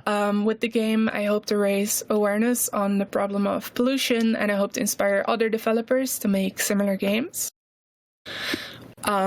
So in Spilled, you start off in this first area with the small oil spills, as you can see. You clean up and recycle all the oil, and you get some coins for it. Okay. You can then use these coins to upgrade your boat. And you kind of want to, because moving on to the next areas, the oil spills will get bigger and bigger, and there will be different types of waste introduced. Oh, I see. So more on this. As I said, every new area, there's 8 areas in total, every area introduces a new type of waste or challenge. So the third area, for instance, introduces oil that's washed up on the land that you have to wash off with a water cannon. The 5th area, I think, has wildfires that you have to put out. How's a boat go on the land? It uses How does water a boat go on the land? It has the water cannon you get in the 3rd area. Oh, okay. It didn't show the right convenient. video. Maybe we can... I don't know if we have... Yeah, this video. Yeah, that's the right one. So this is the water cannon. And then you pick it up like you normally would. The new mechanic you get in the 3rd area of the game. So the second area introduces plastic that you have to push to the recycling center. You can see here the collector in the front has these little catchers on the front. That's for the plastic, but that's fine. Yeah, so the game has 8 of these areas, and you move through 4 different biomes. That was the previous video, but that's fine. It's grass, rock, desert, and snow. And for every area in the game, you can find and save 2 animals that are trapped in oil. Like Noah's Ark? This bit. Yeah, pretty much. So there's 16 animals to be collected throughout the whole game, and it's just a little fun extra thing. Spilled is a smaller game on purpose. You can probably finish it in about an hour. It's my first commercial release, so yeah, as I said, it's on purpose. I didn't want to make things too hard for myself. I thought it might be a little wise to make a lot of mistakes early on and learn from them. So yeah, that's this. Are you the only one working on the game? For now, yeah. Yeah. Oh, wow. How long have you been working on it for? A little over a year. Yeah. Yeah. Oh, wow.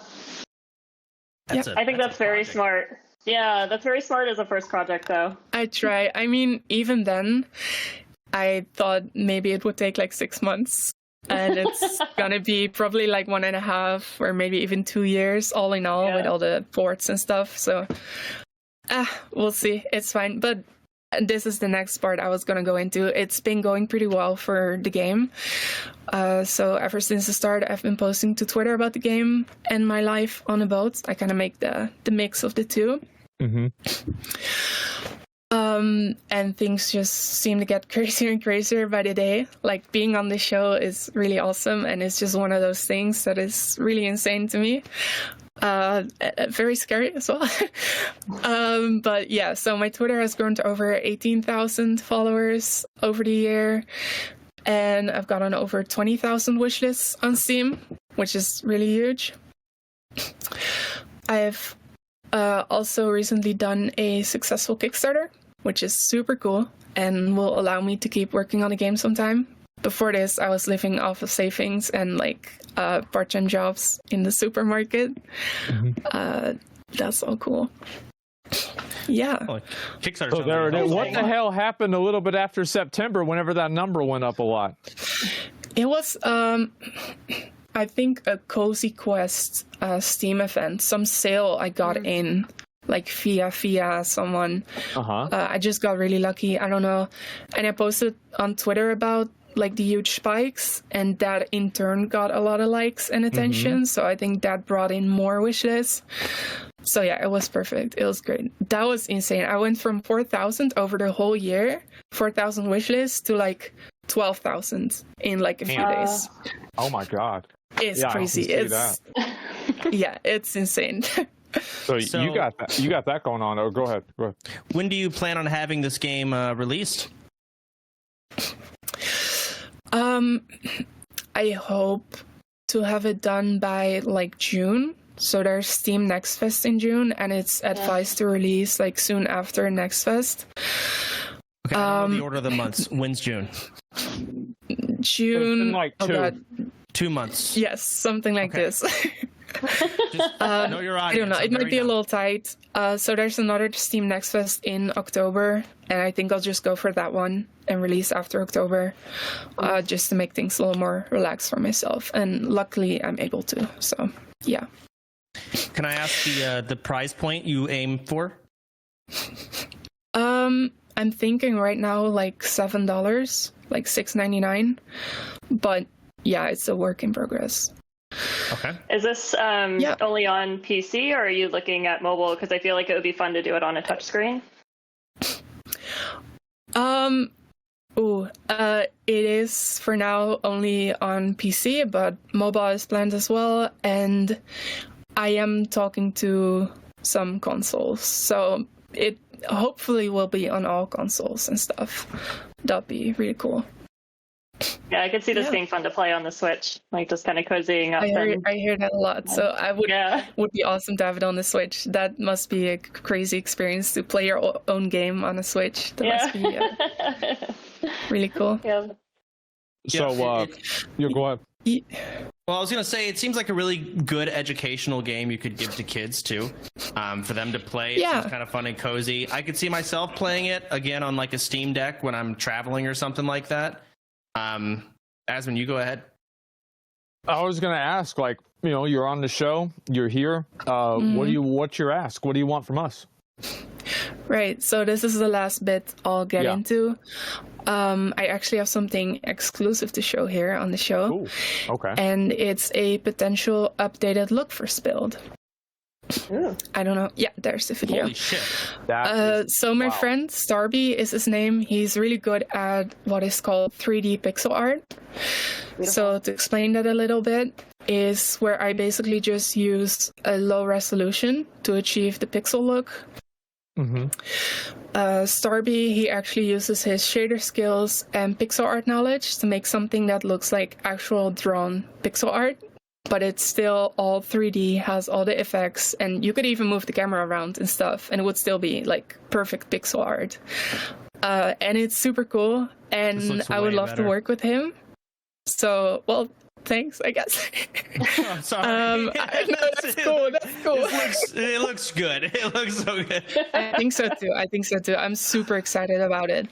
Like, of course, there's something about my own like style. Like before, what I've shown, like that's all me. But yeah, this looks more professional to me. And this is just a mock-up. Again, like this was made in a week by him. So it will change a lot, but this is just an idea. Like, yeah. So anyway, no, he has done like 3D pixel art for a while, but he made this mock-up in like a week with some of his existing stuff made from his engine and some new stuff. So yeah. Anyway, I would love to work with him, and for this, any prize money from the show would help. Because of course I would want to pay him fairly for his work, because I think he does a really good job. Sure. That's it for me. Yeah. So there's no specific ask, just as much as we can give to help get to that. Yeah, something like this. But yeah, just whatever.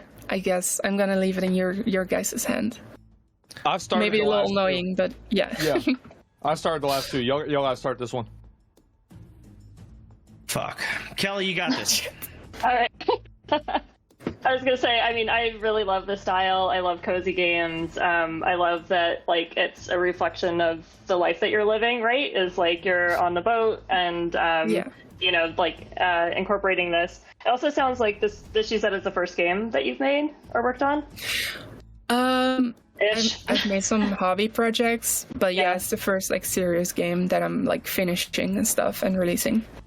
Yeah, and seeing that traction is like really exciting. Yeah, so I really love to support developers that are like new into the industry, you know, and just like, especially if you can capture that excitement. I think sometimes like a game gets a lot of hype and then it's like 2 years until it comes out, right? And then it's kind of like gone a little bit. So I feel like your timing is really smart. I think, you know, if you're not ready in June, I would say like the waiting till October is smart, and timing it around Next Fest. A lot of indie games release in the fall and the winter.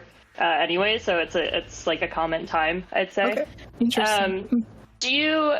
I know you kind of have an open-ended ask, but do you have any like rough idea of like what it might cost? You know, is it to get the artist? Is it, you know, a few $100s, a few $1,000s? Like any ballpark? Definitely in the thousands, but we haven't talked about it that much yet. Like the collaboration is still very young. We're both very excited about it, but it's very young still. Yeah, I don't know. He's very skilled. Like what he does takes a lot of like technical like knowledge, so I want to pay him well, right? Yeah. And I think the value he can add to the game is pretty huge too. Right. Like it suddenly will look so much more professional. So it's really hard to say. Yeah. Have you been able to pay yourself? Sorry? Have you been able to pay yourself at all? Like, I know you said you were doing out of savings before.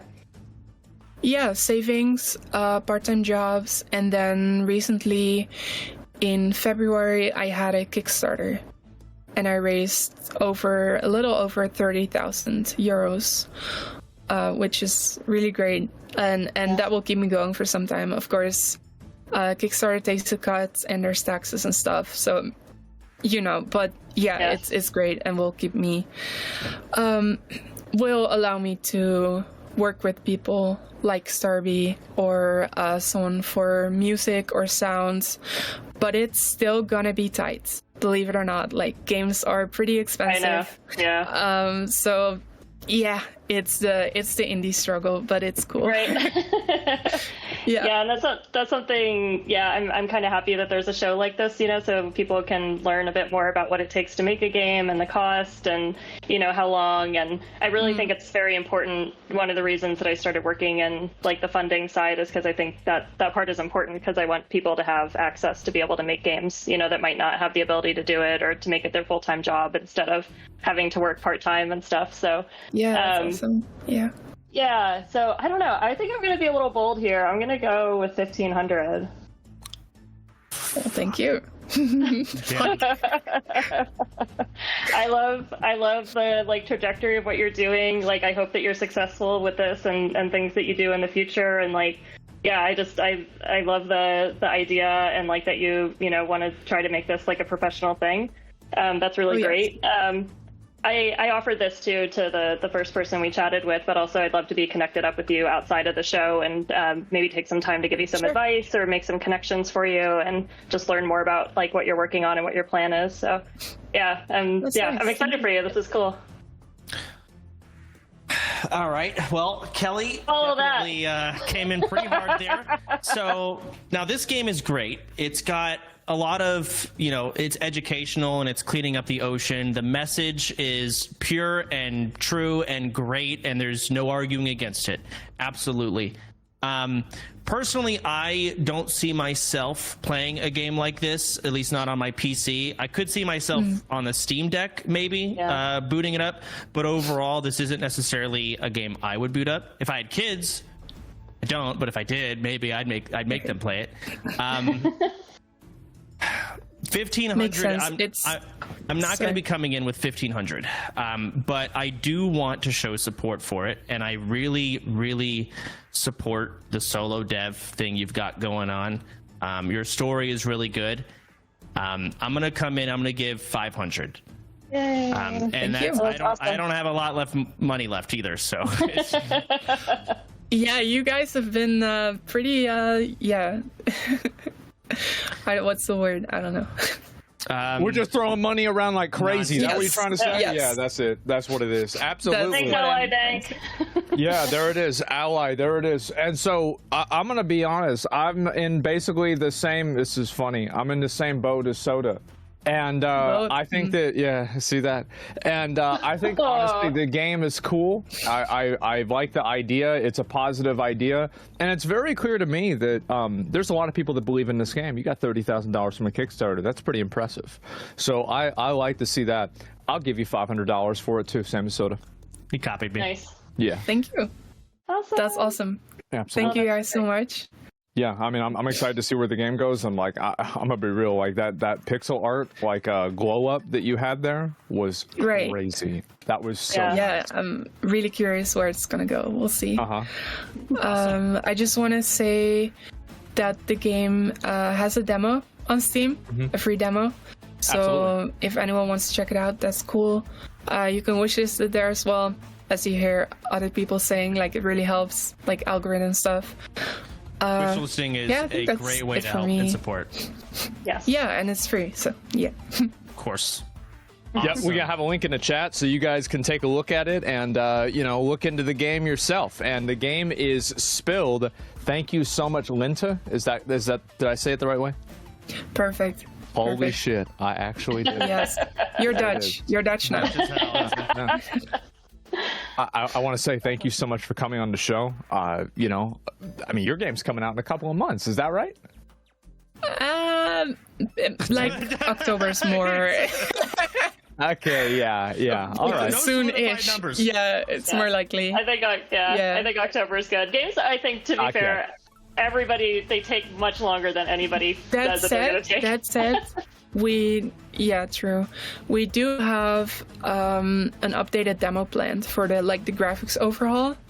So that might be done in a few months for sure. Okay. Nice. Great. But yeah, that is we'll see. All right. Sounds It was great. really cool to be on here. It was really cool to meet all of you. Really cool opportunity. It was really fun. It was awesome Awesome. meeting you, Linda. Congratulations. Thanks for coming on, and congrats, and good luck. Yep. Thank you very much. you. See you Thank later. you. Oh, she's so sweet. That's so cool. She lives on a boat. That is Intro. nuts. It's almost. I feel like if I didn't give money, I'd get canceled. That's Right, kinda what I feel. yeah. It is one of those fuck. games where it's like, oh, so you like having dolphins be strangled to death by, ocean pollution. That's crazy. I didn't know Chance. Did you guys know that about Chance? It's fucked up. Wow. It did remind me of a game I played. It was also very indie, where you essentially are like just a fish, and then you eat a bigger fish, and then you eat a bigger fish, and you get bigger yeah. and bigger and bigger. It is kind Yeah. of just like a cozy-ish game. And that boat, you gain upgrades, you collect more oil and more oil. You actually do get stronger, and it feels satisfying. Yeah. Yeah, I think the art's really beautiful. I think, cozy games is a really fun genre. It's something I personally, resonate with and really like. And I love that this is gaining traction for her on a first big project. That's huge. I never asked if there's a way to lose. Can you crash the boat? By not playing. How about that? Yeah. That's how you lose. There you go. Yeah. All right, we have two more, right? Oh, yep, we got two more. I'm excited to see what they are. Number 4 is going to be more of a focus on, I guess, what you would call modern nostalgia. And the game is called Bridgeborn. It has immersive exploration, a unique hand-painted art style, and to talk about it, we are bringing on, I'm going to probably fuck this up, Siavash Ranjabar. Oh, jeez. Did I do it? How close was I? Honestly, very good. People butcher Holy it shit. often. It's C Okay. Ranch Bar. So Oh, yeah, you were so close. very close, yeah. So hello Asmongold, Soda, Hi. Kelly, and chat. Thanks for having me. I'm Siavash. I'm based out of Austin, Texas. Hey. Hello, neighbors. Yo. Yeah. I have been working on my dream passion project for 9 years now, and I'd love to pitch it to y'all. It's an action RPG called Bridgeborn. Okay. So shit. before jumping into the gameplay, I want to go over some main features to know what to expect. You can explore a semi-open world filled with secrets and treasure, fight alongside your gang of playable treasure hunters, combo reactive spells with your party, and build custom abilities. It's a fresh take on action RPGs with a robust, highly customizable combat system and love poured into the storyline. Bridgeborn is designed from the ground up to be an immersive treasure hunter simulator with a focus on exploration. It takes place in a unique fantasy world. It currently has a demo available on Steam, which y'all can play. I'm actively iterating on it, and please give it a wish list and a try. And get this, chat, it has mouse, keyboard, and WASD and controller support. Now let's Nice. jump right into the gameplay. Oh, we're getting right in. Okay, cool.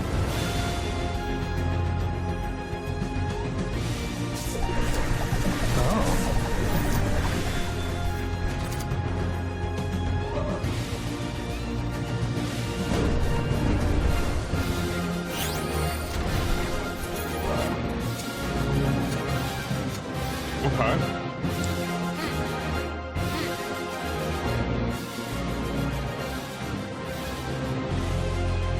Damn. That's the fastest boat ever. Yeah, it is. Holy Thing shit. is zooming.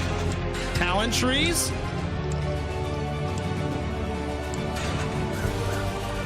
We got a boat theme going on. Right. Uh, Is that a boss fight? Yep. And you said this is co-op? So co-op is currently planned. Right now, I'm focusing on single-player experience. Got it. Wow, this perspective is so unique. It's not top down exactly. Yeah. It's, Thank you. I don't know what it is. It's definitely unique.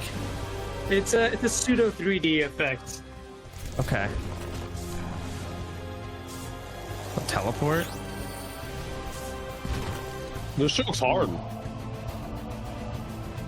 that thing's running like crazy.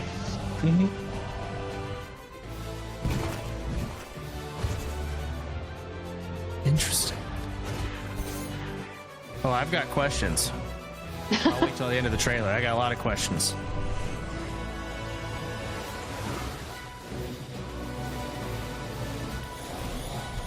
Oh, that's sick.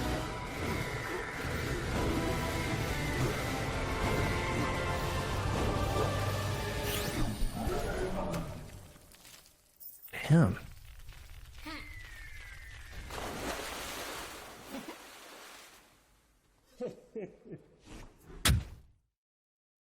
All right.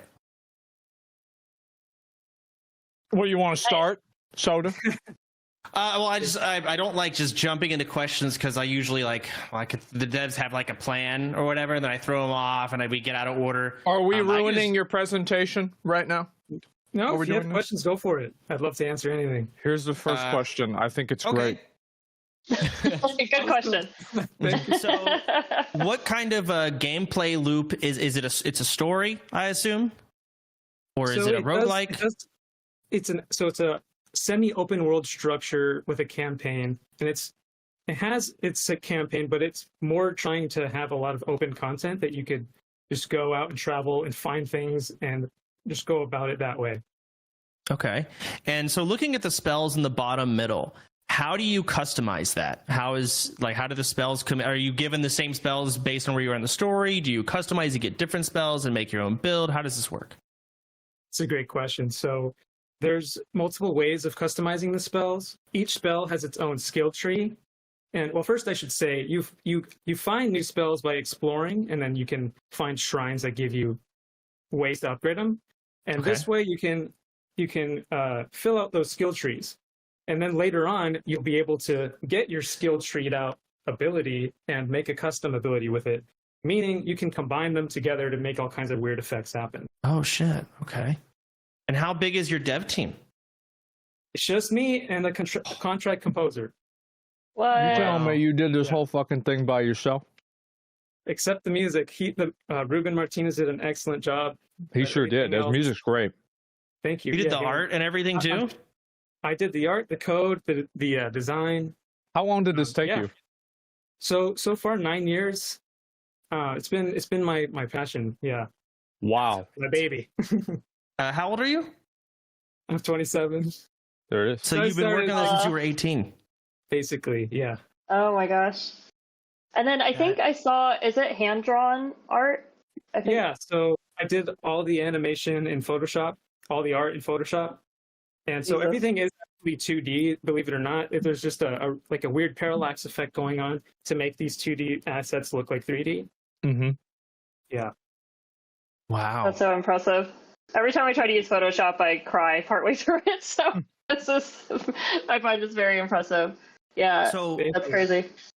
So what is your background in doing art and the coding and it's two different fields and being able to do both. You didn't do music, but you got someone for that. But what's your background and how are you able to do both? How'd you learn both? Sure. So I always knew when I was really young that I wanted to get into games. And I knew that coding would be extremely hard, at least at a young age. So I would practice a lot of art on my own. You know, I was so passionate about this that back in elementary school, I would draw massive towns on my dad's rolls of blueprint paper. Mm-hmm. And back then, I didn't know how to make games, but now, it's finally time to make this world come to life because I've been working on, of course, this project helped grow my programming skills a lot. And I've worked on toys and hobbies before this as well to learn how to code. But this definitely strengthened me a lot. Yeah. What engine are you using? So that's a funny question. It's not common. It's called libgdx. It's a framework. Wow. Okay. I think the guys who made Minecraft, they used LWJGL using Java. And this framework basically is a little level higher than that, working off of that. And so I think that's... What are you programming it in? Like what language? It's Java. It's Java. It's Java? Wow. Yeah. Oh, that's rad. This is all over my head. I don't know what any of this means to me. Fuck. It's unique for sure. Yeah, it's not common, I'd say. Yeah. Normally it's like C or C++ or Python and most people use Unity or Unreal. Godot is kind of like a new one. Yeah. The first language I learned was Java, and I was just really eager to get into the game dev. And I was like, should I learn Unity or should I just go into what I know? And so it's smart. I was almost expecting you to say that you rolled your own engine or something. I was gonna feel like, oh my god, man. I was expecting but this is close. Yeah. So I wanted to ask. I noticed there's a lot of directional movement. So you can move left, you can move right, and you can move north right and north left, but you can't run straight up. For example, it looked like. Or at least, I'm wrong. Look at him do it. I think it was a mount that was running at some point during the trailer. So I was curious to see how that is. This Asmon's PC? Yeah. Oh, Asmon, you're playing right now. Yeah. Oh wow. Oh, I didn't know that. Okay. I was the trailer. I was like, okay. Yeah, that's what I thought too. Chase the deer. Chase the deer. Well, shit. Yeah, this is gonna answer all my gameplay questions. You fucking son of a bitch. Here you go. You gonna add in killing a deer? So a lot of people have requested that. Yeah. So I want to see, since you're playing Asmon, how does the gameplay work? Do you block attacks? Do you iframe attacks? Do you just have to avoid them altogether? I'm not sure. Yeah, I think it's a question for the dev, not me. I'm not sure yet. Oh, yeah, that's what I meant. Sorry. If you go to the scarecrow to the left, I can demonstrate some of that for you. I'd love to see it. Okay. All right. Yeah. Let me go over there. So I would say the gameplay, of course, very inspired off games like Diablo, but I would say more grounded, more thoughtful attacking and blocking than that. So you can do a combo, based on the weapon. Oh, you can zoom in. Yeah, you can zoom in. So you have a sword that allows for a 3-hit combo. Basically, it keeps getting faster and faster when you hit something. So if you just hit that guy, keep hitting it, you got that 3-hit combo. Or you can hold down and do a heavy attack. Okay. So you also have a shield block, and you can parry enemies that way if you time it right. But if you don't time it right, then it just does some damage reduction, things like that. Yeah. And so there's no iframing. You have to avoid the attacks or block them. Oh, Or Perry. Right. So Who's later this in the asshole demo- in the background?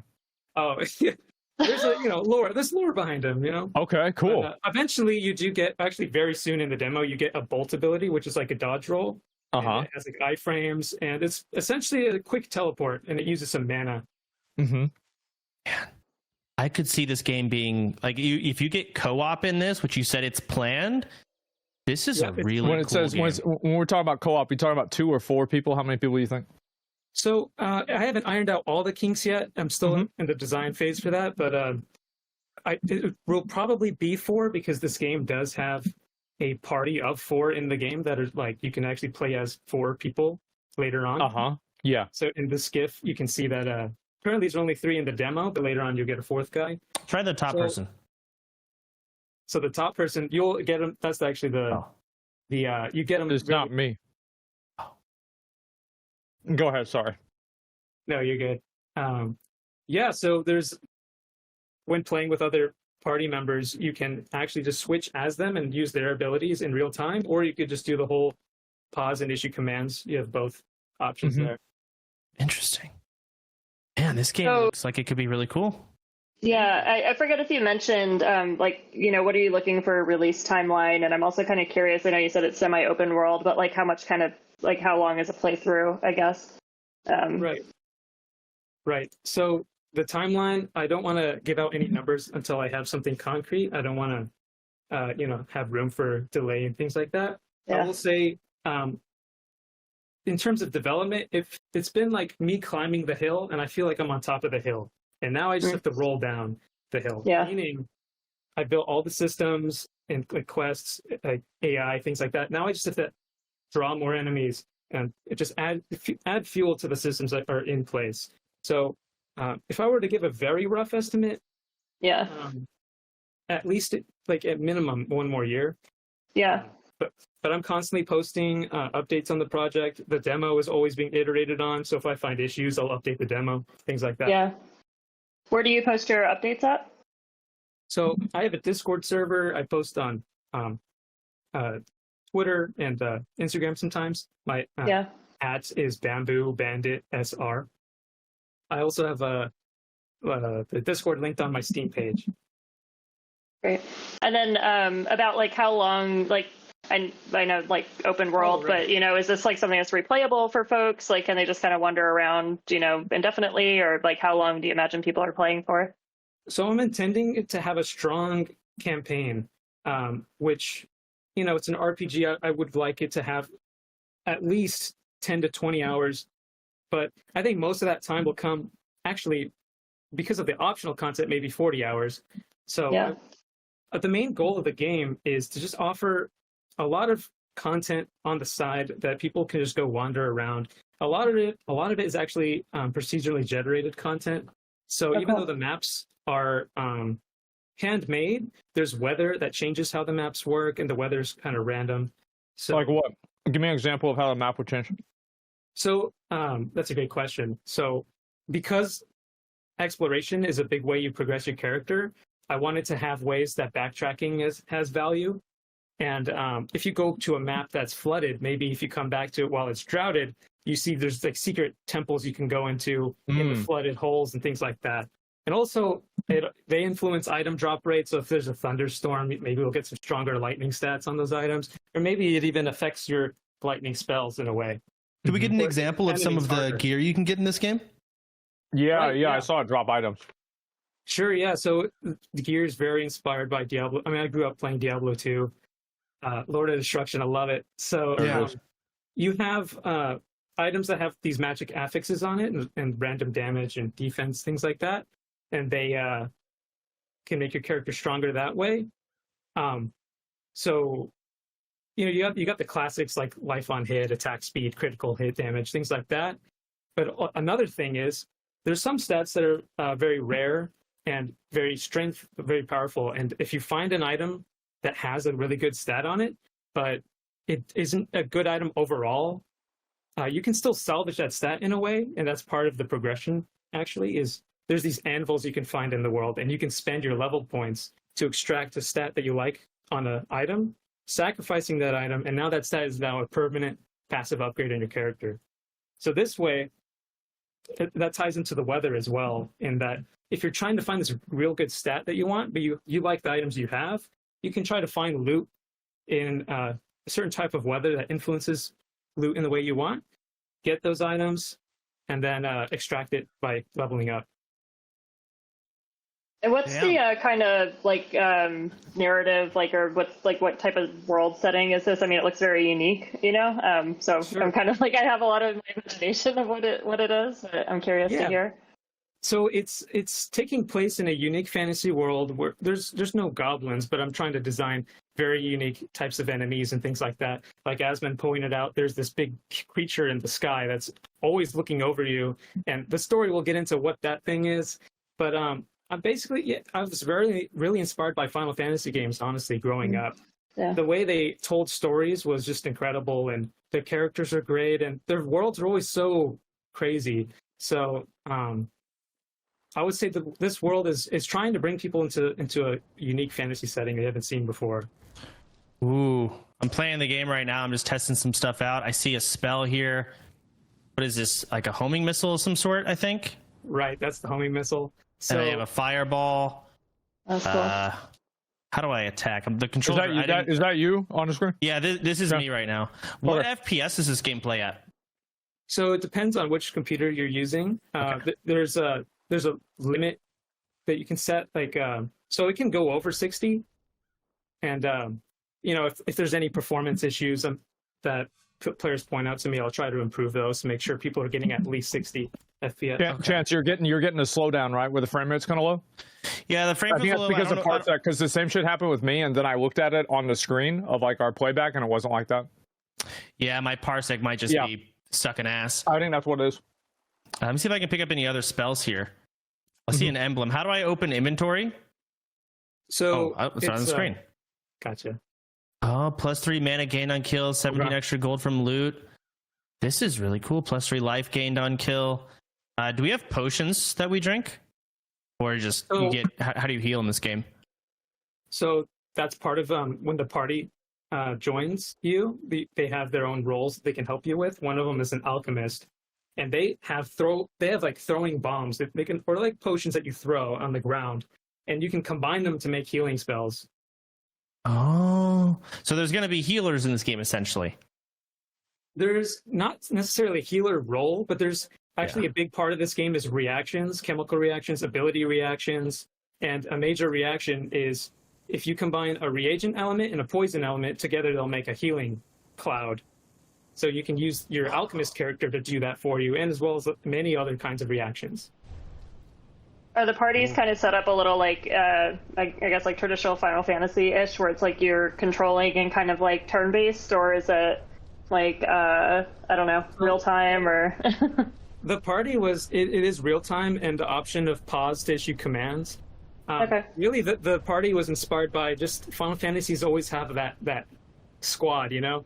Yeah. I love the vibe of them. So it gave me the idea to try to work on something like this. And then this was prior to Final Fantasy VII Remake, the first one coming out, where it's actually very similar, where you have a party, you can pause or play as them real-time, switch around.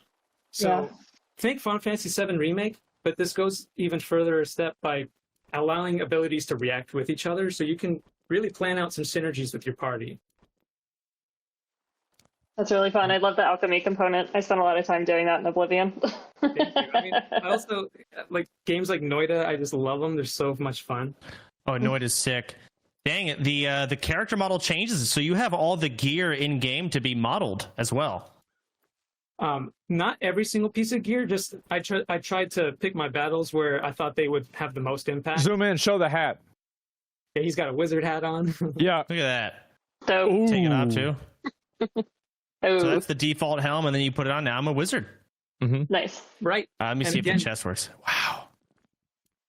Hey, what do you mean pick your battles? Everything here's modeled, man. What are you talking about? Well, things like the belt, belt and rings. They won't show, of course. Okay. Yeah. I know, but you got chest, you got pants, you got helm. Are these shoulders? Oh, even the shoulders. What? Yep, you got everything. I mean, that's ambitious because you're gonna have multiple characters. You have to make each modeled piece model on those characters, right? Well, so here's the thing. the game is designed in a way to where you have a main character that's fully customizable. That's this guy. And later on, you'll get those 3 extra party members that are, even though they have their own inventory, their look doesn't change, and they're upgradable, but their roles are kind of more set in stone. But you can give them gear? You can give them gear, yeah, but their looks do not change. Just the main character. That's crazy. Okay, cool. All right, Otherwise, so I assume so much work because they the party members will animate in cutscenes and stuff. So doing that would just be too much work. No doubt. I mean, I think that just having a gear for it is more than enough. I mean, yeah, that's great. I mean, I haven't really been saying a lot. I'm gonna be honest, because I'm already sold. Like, I'm already sold. I love this. This insanely fucking guy. What the fuck? How do you even do this? You just by yourself? How's it impossible? I mean, That's it's nuts. my passion. It's my passion. This is. I don't know if my parsec fucked up, but my game's frozen. I think it's my parsec, right? So probably is. It could be. But, yeah, it was messing up with me too. That's why. Oh, it just fixed. Okay. There we go. I had to escape. It was parsec.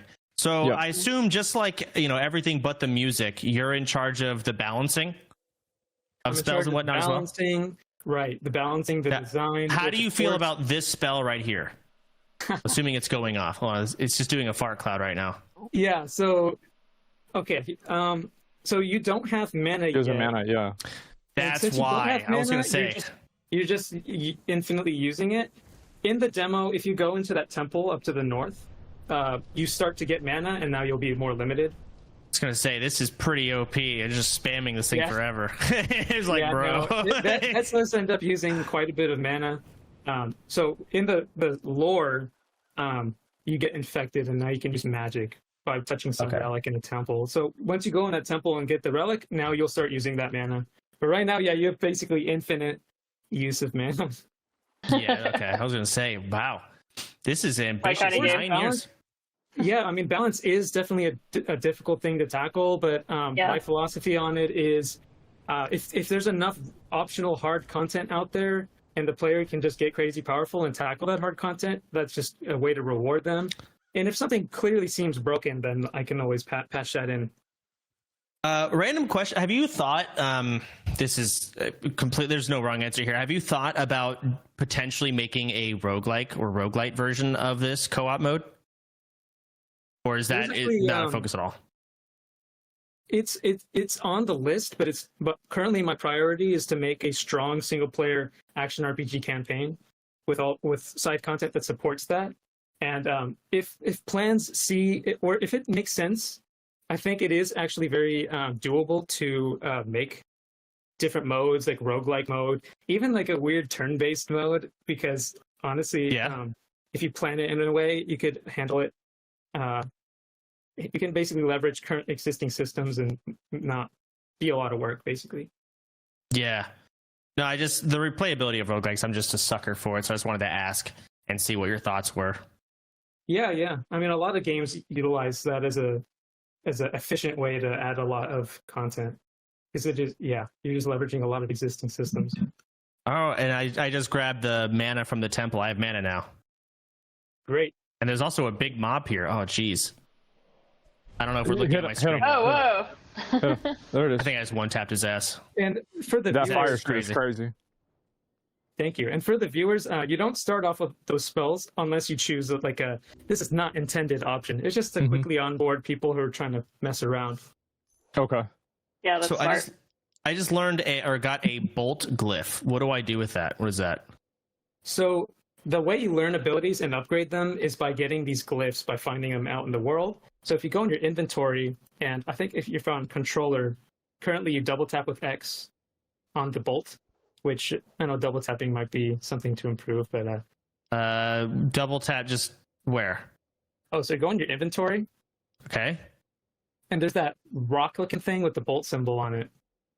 I think it's the third right under the word the Y in inventory. Yeah, right under the Y in inventory. It's like the icon. Well, the other inventory. Down and then to the left. Your third item slot. Yeah, third this item. one. Okay, yeah. I'm glad we got there. Yes. It's so painful. That's another thing.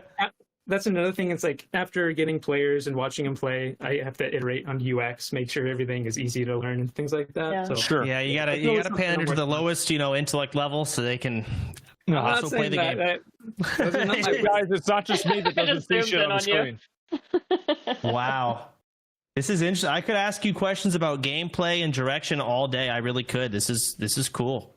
Hey, Just- this is my passion. You talk Yeah. about Yes.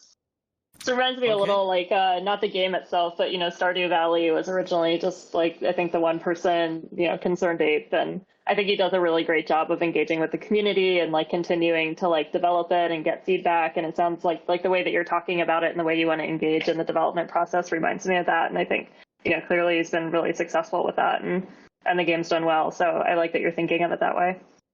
Cool. Thank you. I think Concerned Ape is a wonderful person to be inspired by and try to learn from how he did things. Yeah, that's so great. Yeah, so I'm curious on the ask here. Right. All right, let's jump to it. Well, before we do that, how do I dash? So, okay, go into your abilities page. So if you hit I'm an I- idiot. Hang on.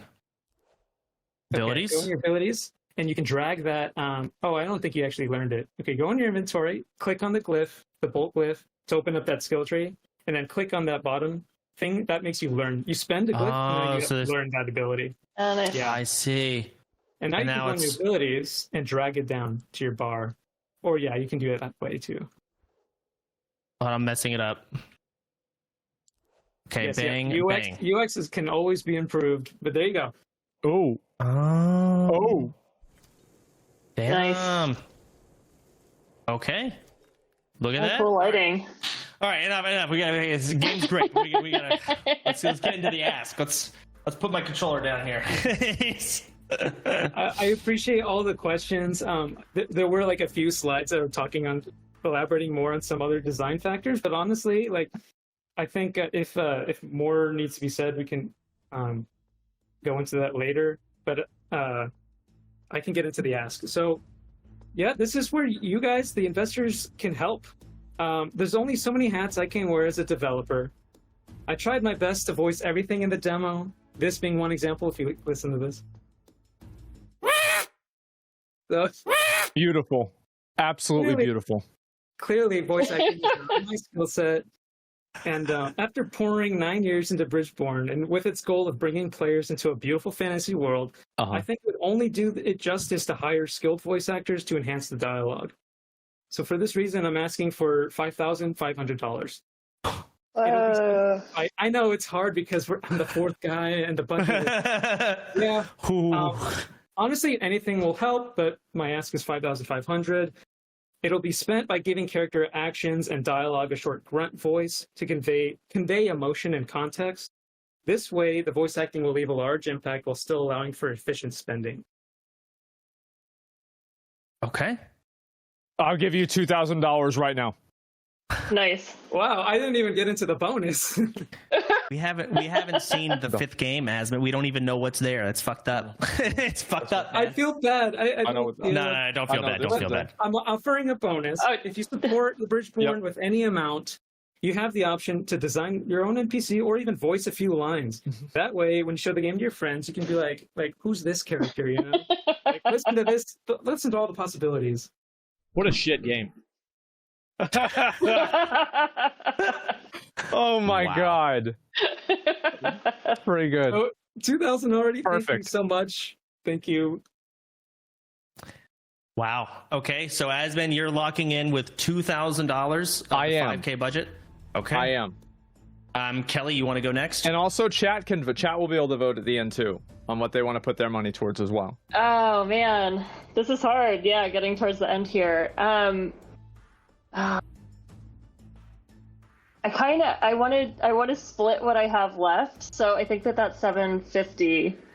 Yeah, I'm gonna split what I have left. I'm gonna hedge a little bit on the last one, and also because there was such a generous give on the other one, I feel like it's getting you towards your goal, and the audience still has a chance. So I'm gonna go in on the 750, and I think this is great. This is very impressive and very cool. I'm excited for you. Thank you so much. I think impressive is definitely like underselling you. We're literally playing it randomly. Like we are literally logged on the game, played on my own. So like it's not even a question. Yeah. it is it's baffling that you managed to do all of this starting at age 18. Now you're 27, pretty much all on your own aside from music. Even the art has been done by you, and the game is good. It is good. You said maybe like next year, but we're not going to get any solidified numbers as to when you're ready to go and actually release. How much do I have left? I think I got like 1,500. Can I get a screen? I got 1,750 is what I currently have left. So I have just gotten, or me and Zach have just gotten in the clear to basically ask you this or tell you this. And you don't have to answer this at all yet. This is going to all be an off-stream thing. But if you're looking for a potential publisher, obviously we would just have to, work out the details and all of that. But Mad Mushroom, if you want to set up a meeting off stream, we can talk more and find out what would, be best for both of us. I've just gotten in the clear for that. But that's an off stream thing. We're not going to hash that out now. Money wise, my offering, I'm going to give you $1,000. And I only have 1,750 left. So if you're interested in the meeting, again, you don't have to say yes or no here. We'll set that up. Say yes. Okay. Oh, thank God. Okay, good. Yeah. All right. I got to get this set up. Okay, good. That's awesome. But yeah, we'll set up a meeting. We'll find out, what would work for both of us and how we could make this game better potentially. And we'll work out the details off stream. Either way, incredible job. Thank you. How do you Sayavish? So the English sentence, Sea of Ash. Sea of Ash. That's Cool. it. Oh, nice. I'm looking what an forward to incredible game. speaking to y'all more. And thank you so much for trying it and helping out with the budget and everything and offering, everything. Thank you so much. Also, the chat, getting to be able to see this. Thank y'all for watching. Incredible, man. Again, the demo is available on Steam right now. Please give it a wish list because that, of course, like the other devs are saying, helps a lot.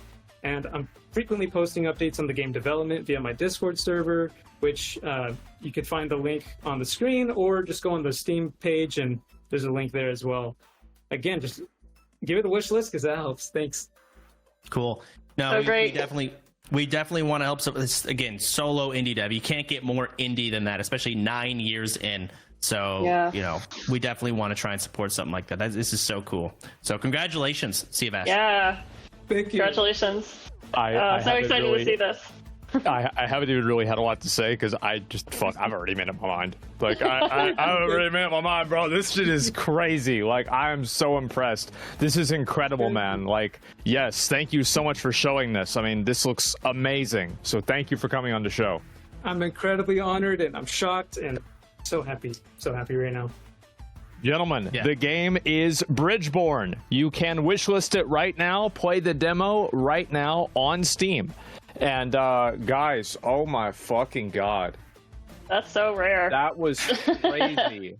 What Yeah. the fuck? Sibs messaged me is like, hey, just letting you know, we'd be happy to have a meeting with this guy. This game looks incredible. You guys Yeah. sold on it. I'm like, are we in the clear to offer a meeting on the show? He's like, go for it. I'm like, Yeah, That's so great. I was like, I don't know. Is this this gonna be okay? And yeah, he was like, yeah, sure, it's whatever. I mean, So- I'm impressed. I really am. I thought that was really, really, really cool.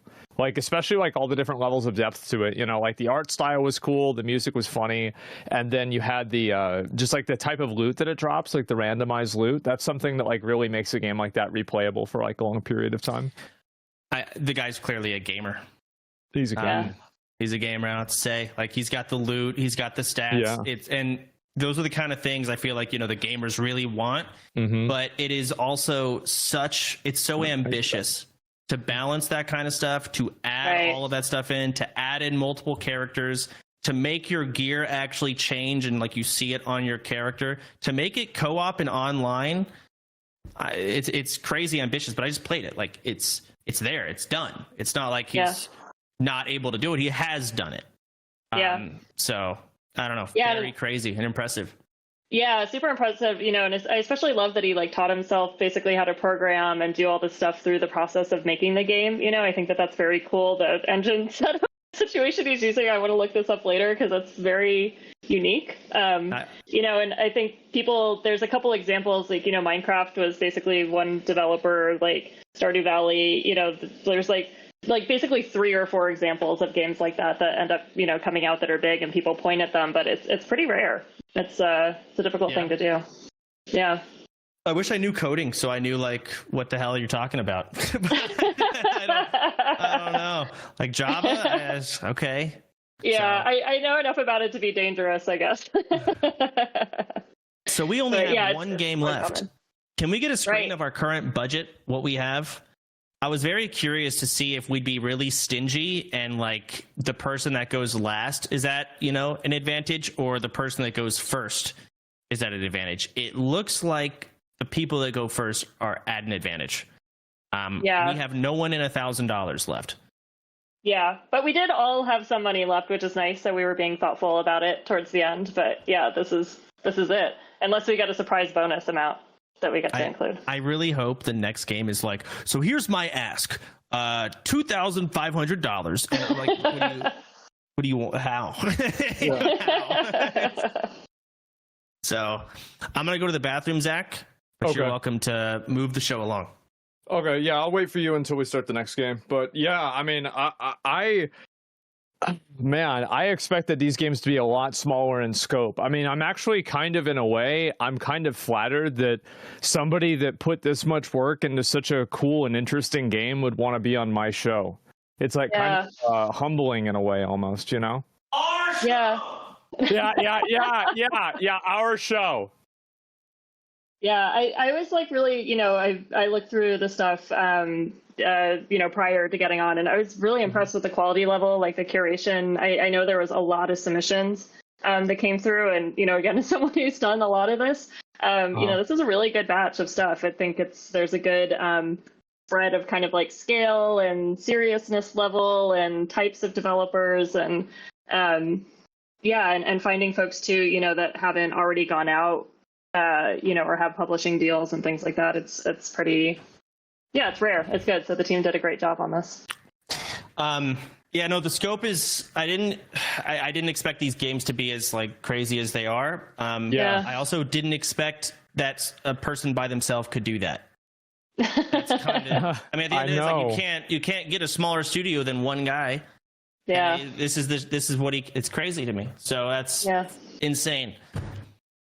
It is very impressive, and we have one last game that we are going to be looking at today, and this is the game. It's a very simple premise, very simple concept. There are 3 goblins, and they are on a quest to get beer. Some people in real life might even be able to relate to this. And we're going to have, again, somebody whose name I will probably fuck up, Tomislav Oriskovic, and he is going to be talking to us today about his game 3 Goblin Wobblin'. How you doing, man? Hey, so yeah, I'm doing fine. Thanks for having me. And yeah, my name is basically, you can pronounce it as Thomas Love. Okay. Kind of, yeah. Thomas Love. Or you can call me Tommy. It works as well. So yeah, I'm one half of Cutting Edge Entertainment, which is like a small studio. We were one half. There's 2 people. Yeah.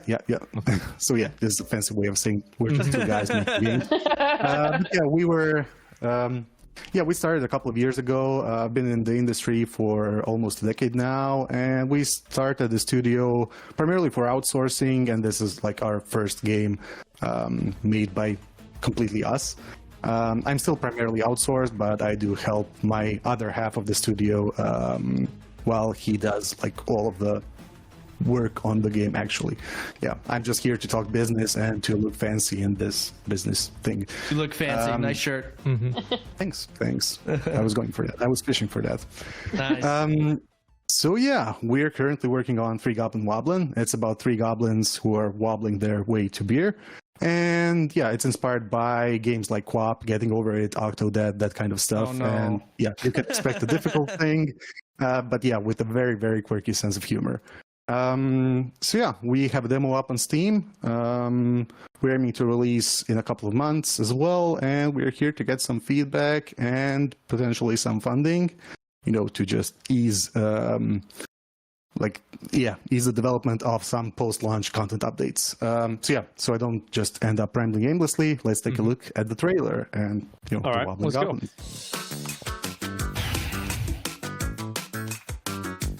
Oh God. Is this what I think it is? Oh my God. It reminds me of like those tops that are bottom heavy.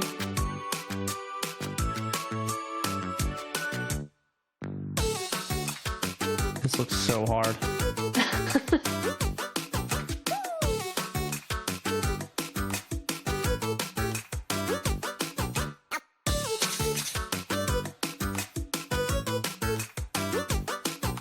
I can already see speedrunners playing this game, and they're gonna be like leaning forward, 50 miles per hour, min-maxing every pixel.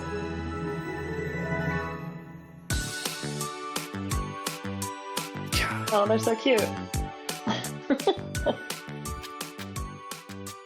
So yeah, that's 3 Goblin Woblin. How do you like it? I think that this is a game that's going to piss me the fuck off. I think it's the kind of game I'm going to get halfway through it, randomly fall apart. Because like the premise of the game is very interesting. It's funny, right? It's like one of those cartoon things where you have like 2 guys standing on top of each other, and they're like kids or something like that, and they're trying to get into a store. Yeah, I've seen a bunch of these, so I think it's a really cool idea. I like it. It's unique. So there is clearly a desire for games like these. You mentioned Co-op way back in the day, that dumbass Flash game everyone was playing in the library and struggling with. And then Getting Over It came out, and it was a more obviously modernized game, and it really did become like a meta. And then there was a million other games very similar to the difficulty of Getting Over It. You had Pogo, Jump, Pogo, whatever the fuck. What was it? Now we got like climbing. Some climbing one is currently out. There's a million games like that. Wasn't Goat Simulator? So I think the one big thing that this game needs, the difficulty setting. But it is unique. It's not like the other struggling games. It's you got to balance 3 goblins standing on each other and walk somewhere. Which is so basic and simple, but I'm sure the controls are going to piss me off. So I guess you have sorry for interrupting, but you have like 2 sets of controls. So like the 2 analog sticks, basically one is for moving, the other is for balancing, and then you can also rotate the camera with the bumpers. While I'm just talking about that, Asmon, Soda, I have a way for you to get some skin in the game if you'd be up for a challenge. Oh boy, what is it? So, if you beat the tutorial live on any of your streams at any point, we will include some free cosmetics for everyone in the game. Okay. So, Asmon, we've got your back with the Asmongold skin, which you should be hopefully seeing now. Oh, beautiful. Yeah, very well crafted. Yeah. Wow, and it's Soda. It's just Asmon. Yeah, we're very, very well versed in photorealism. Soda, we also have something for you. We have your iconic cat as a goblin. Damn. That's sick. Damn. Right. A lot more effort went into mine, and I appreciate it. Thank you. Let's go. You said you control the game with your left analog and right analog stick. Is this a controller-based game mainly? So it's primarily controller, but you can also play it with WASD and IJKL, and in the full game we will have like rewindable controls. Okay, so you don't use your mouse there's at all like in this 2 game. sets of control. Yeah, you don't use your mouse at all. If you play it at any time and beat the tutorial, you get those skins in the game. Everyone gets those skins in the game. So do you want to try it now? Yeah, I'm trying it right now. I'm so glad you guys are doing this. Kelly, you're not off the hook. You're going to give this a try too. No. Actually, do we have your parsec set up, Kelly, or no? No, I'm not set up for it. Yeah, so I'm weaseling out of it. Oh my god, bro, are you kidding me? Bad. You're doing fine. Okay. Oh, look at the little goblins on the side. Channel your inner goblin. I already am. Oh shit. Oh god. I like the premise of this. I feel like it's really like fun to look at. This is an ab workout just watching it. Yeah. Asmon, please. Oh my god, you made it. There's no timer. Oh, gee, you're dead. No. No, No. still going, still going. You'll be fine. How Here- long here's is this close. tutorial? 45 minutes. Keep I it can up, beat Asmon. it You're in doing probably great. like 4 minutes or. No. Oh. One more Okay, all try. right. You have it now. Yeah, Focus. that's I want to see you try. It's like as soon as you start losing it, you just keep losing it. No, I hear you. I saw where you died there, Asmon. There was like this big bridge. Do you have to duck under that thing? No. You can just Oh. pass. I could see some serious like complications and difficult things you could throw at the player to really piss him off with this game. Like limbo. Oh yeah. Yep. Oh yeah. Okay, all right. You're right there. I want to like Nice. push on the screen or something. Easy. Did you make it? No, not yet. Not yet. Alright, There's a couple what? more things, but this is like the third of the level.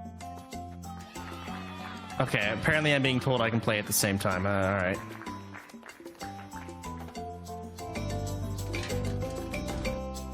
Oh my gosh, you had to do a handle.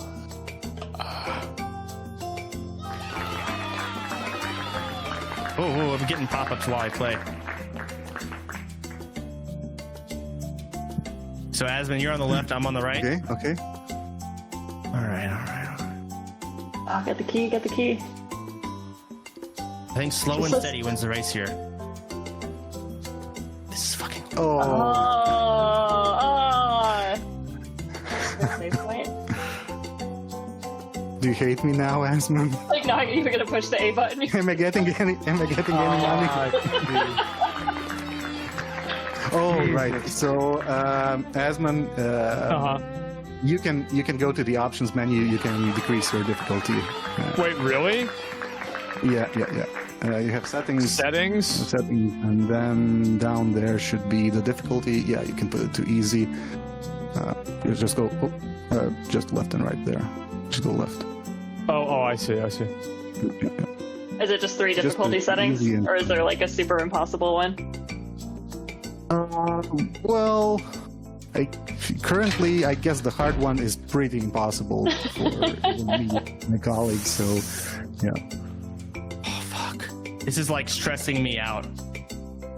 I'm trying I'm having to a great time. slow, but I don't know if the viewers have audio, but this is so hard. This is... Did Asmon win already? Shut up. No, I haven't. I even turned it on easy. I'm still losing. Yeah, I'm about to win. I think. Can I deal with these stairs? Yeah, you can. Yeah.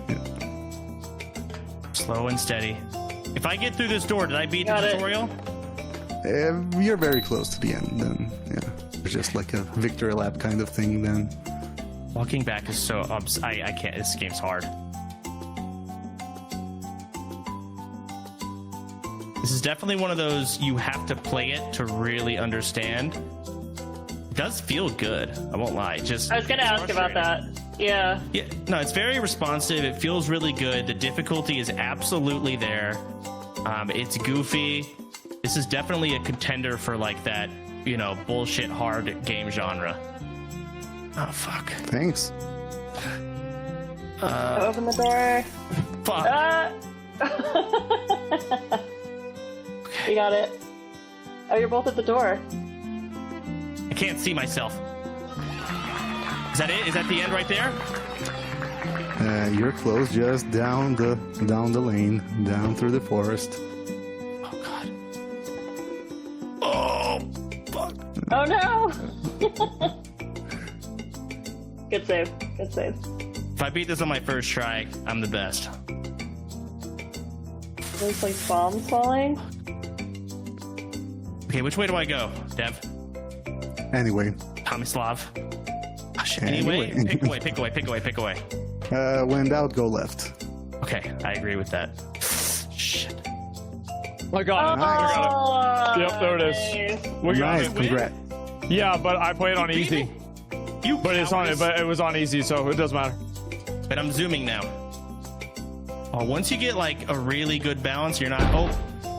Oh, there's stuff falling. would that kill me no. if I hit? No. This is just a jump scare. It's fucked up, man. That's it. You made it. I did it. You're so close. And Yeah. what? Hey! That's Look at it. Congrats. So, humans alerted, incidents caused, and ground hugs. What is that? Ground hugs is, when you hug the ground. Oh, When you When you fall. fall over, basically. Yeah. that's cute. So 0.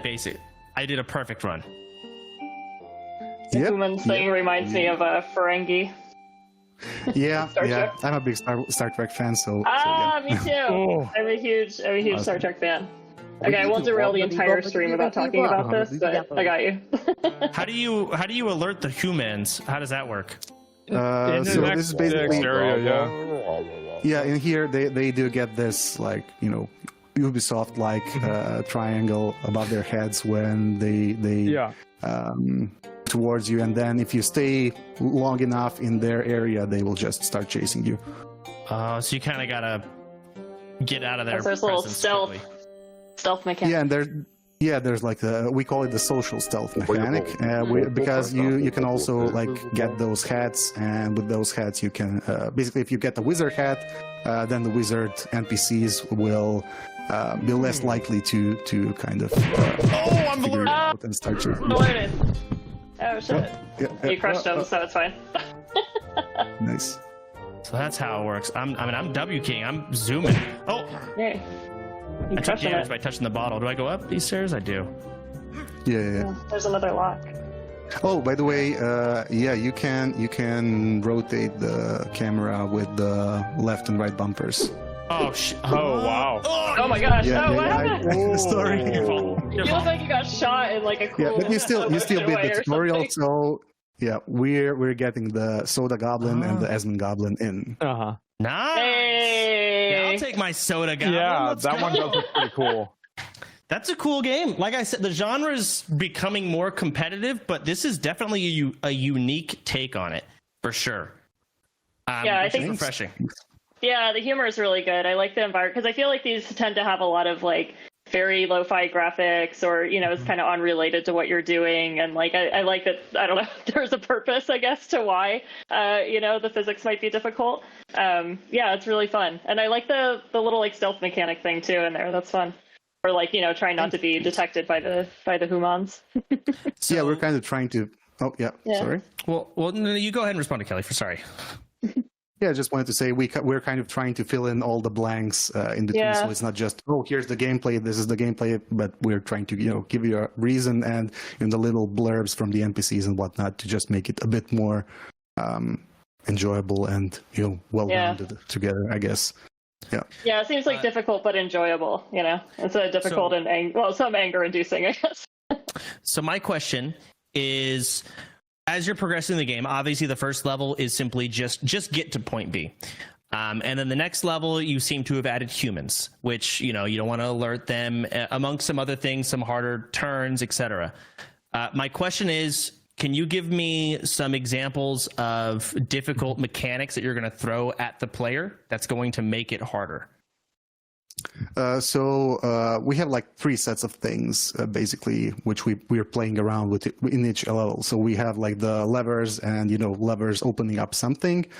We have the lock and key mechanics, and then we have the NPCs. So in the later stages, we'll have like a bit more maze-like ways for you to have to go through them, and then pull this lever, pick up this key and whatnot, and then you can unlock a shortcut and whatnot. So it'll be just a bit of a longer gauntlet and a bit more complex combination of locks, keys, and levers. You don't have any like you have to duck under this bridge type stuff, or maybe a platform? Currently, no. We were on? talking about it. We were talking about like the limbo style things, but so far we didn't add anything like that yet. Okay. What was the reasoning for it, or you just haven't gotten there yet? We just wanted to keep it kind of small and condensed, and not to overwhelm the player with a ton of breadth. We were just trying to go focused and Okay. Yeah, because I could totally see, like, it is a frustration game. So I think making the game get ridiculously hard with bullshit things like that, I would love to see that kind of stuff personally. But I don't know how it plays out in actual gameplay. And I think having confounding variables that kind of make sense without like adding in artificial difficulty, I think that's really what makes it interesting. So I like that a lot. You know, for example, having people try to run after you and getting keys and stuff like that, it makes sense if that makes sense. Yeah, I also feel like it gives you something that you're like working towards, like in small bits, instead of just like getting to the end of something, you know, like getting over it. It's just like, you know, you're getting over it. That's the one thing that you're doing. But this has like little kind of bite-sized things that you can be successful at as you're progressing, which I think is really fun. Yeah. Yeah. So I also like that there's maybe outfits. Like it's fun to change your hat or your coat or whatever. So I like that there's that component to it. Where are you guys when it comes to release date? So we're aiming to release in something like 2 months or something like that. But we're planning to. It'll be like a small release. We're planning to add a couple more levels post-launch, and also we're kind of thinking about console versions as well. But we'll see how it goes. Are you doing a full release, or are you doing early access release first? We kind of wanted to go full release and then post-launch content. I mean, it's kind of it's the dilemma of, you know, if you go early access and then full release, then you get like 2 visibility rounds from Steam, but then people will, you know, stay away from your game if it's early access for too long. But we're more in kind of, okay, we'll release it fully, but we'll have like regular content updates for the next couple of months. Yeah. Yeah, I think that's a nice way to go about it. Yeah. What kind of price range?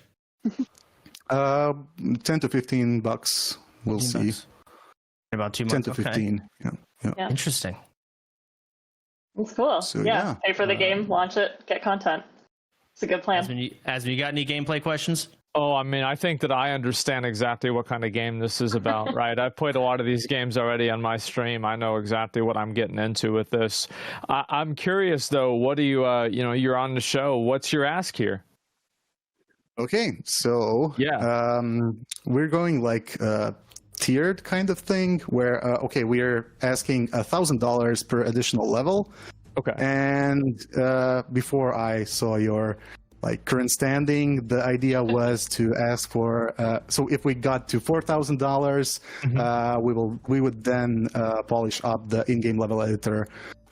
So it's a lot more nicer. So this is like a basic version there where you just put things in, and then the advanced version would have like a lot more bells and whistles. These are some mock-ups. Oh, you guys are gonna have a level editor.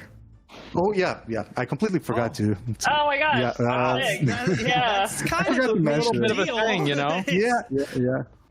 Yeah, that could really make the idea fun. is to you can play, create, share levels, and Oh, that's such a great idea. I love that. I feel like some of the best things to come out of like games are usually like, players making something out of the game. So a level editor, you could have some of your best levels could come out from level editor. Is there going to be a public store or something you can select those and play them? We're looking for integrating the Steam Workshop. Steam Workshop, not stores. That's what I meant. Yeah. I got you. Damn. Yeah, though this is I guarantee you a lot of streamers are going to be playing this because streamers fucking play these games. And also you can make the levels. I'm sure Asmon will probably be playing a little bit. Oh yeah. So let's get more back into your ask again. You said 4,000 for a more detailed level editor. What other tiers did you have? Yeah, but so the idea is $1,000 per additional post-launch level, and then if we get up to 4,000, then we would also improve the level editor a bit more. Okay. I'll go first. Okay. So you're asking for $4,000. Hold on, let me check my wallet really quick. Yeah. How many get? I can send you my bank details. I mean, I support this game. I like the new innovation of. I don't think I know any games that are quite like this with the wobbling mechanic, so that's cool. We're calling it the wobbling simulator. Wobbling sim. So I mean, I like the innovation to it. I like the cuteness and the graphics. Everything looks pretty cool and put together pretty well. The price point seems pretty good, and you guys are pretty close to release. Yeah, I think I'll give you $750. Thank you. What else am I gonna do? You're gonna save some, I guess. Yeah. Yeah, I guess, but you could have no. saved something for yourself.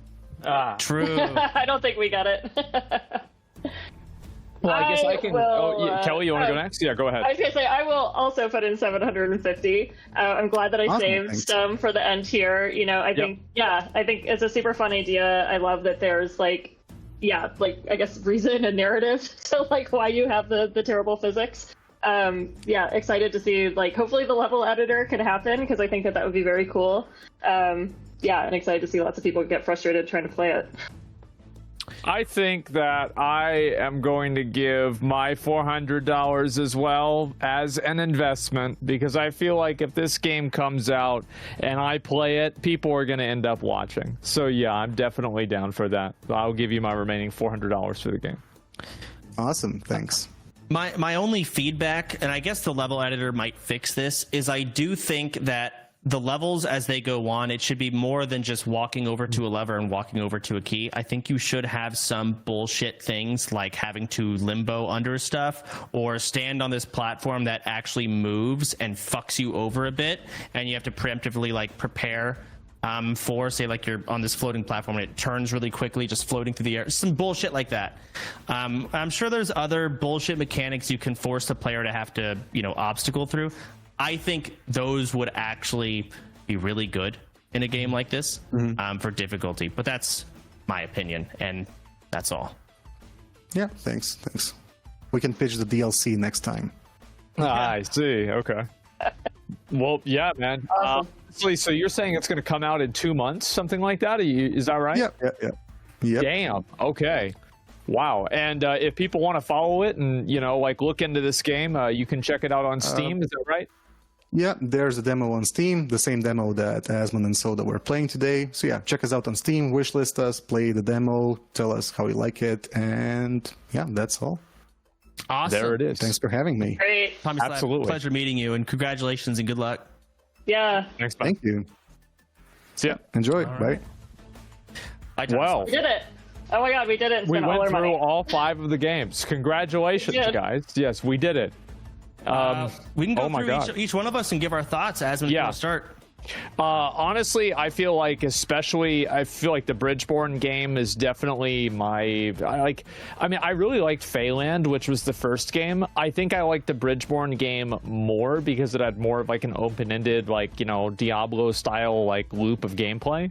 But I feel like both of those games I was really, really impressed by. I love those 2 games. The other ones were fine, right? The other one, this is a very good stream game. It reminds me a lot of Alt F4. I think Soda, you played that one, right? Yeah. And so this game was fun, but I feel like in terms of a lot of depth, I was really impressed by the 4th game, Bridgeborn. That would be mine. And I would say if I was gonna vote for one, that's my vote. That's where I would be. What about y'all? The single most we are gonna have to vote for one that's best in show. So that's what what is I was saying, your vote? Bridgeborn. Bridgeborn, okay. Yeah. So for me, Phaland, the pixel graphics, again, I can't off the top of my head think of any game that has pixel graphics that looked as good as that. It looked so awesome. But me, personally, I love stats. I love gear. Yeah. I love upgrades. I love progression. That game didn't have a lot of that. I guess it did have some progression, but not as much as, say, Bridgeborn. Bridgeborn, right? Not Brightburn. That's a Netflix movie, I think. Bridgeborn, right? Yeah. Yeah. Okay. Yeah, Bridgeborn had that, so I'm probably going to also go with you, Asmon, on Bridgeborn. That was probably my favorite. To talk about the other games, there was the boat game. I loved the story behind that. The dev, she was awesome. Very nice, cool story, great message, and I hope she gets those graphics updated to what she wants. That would be really cool for her. Again, this Wobble Goblin game, Goblin Wobbly. Uh-huh. I don't remember the name. Three Goblin Woblin. Yeah, 3 Goblin Woblin. 3 Goblin Woblin. Awesome stream game. I'm sure it's going to get played a bunch. I could go on forever. Kelly, you go ahead. Man, yeah, like I said, I thought that everything was really like strong and interesting in its own way. I know we didn't talk much about the FMV Souls-like game, but I don't know. There's a special place in my heart for that. I just love something that's like a little weird and goofy and doing something different. And like, yeah, I thought it was really fun.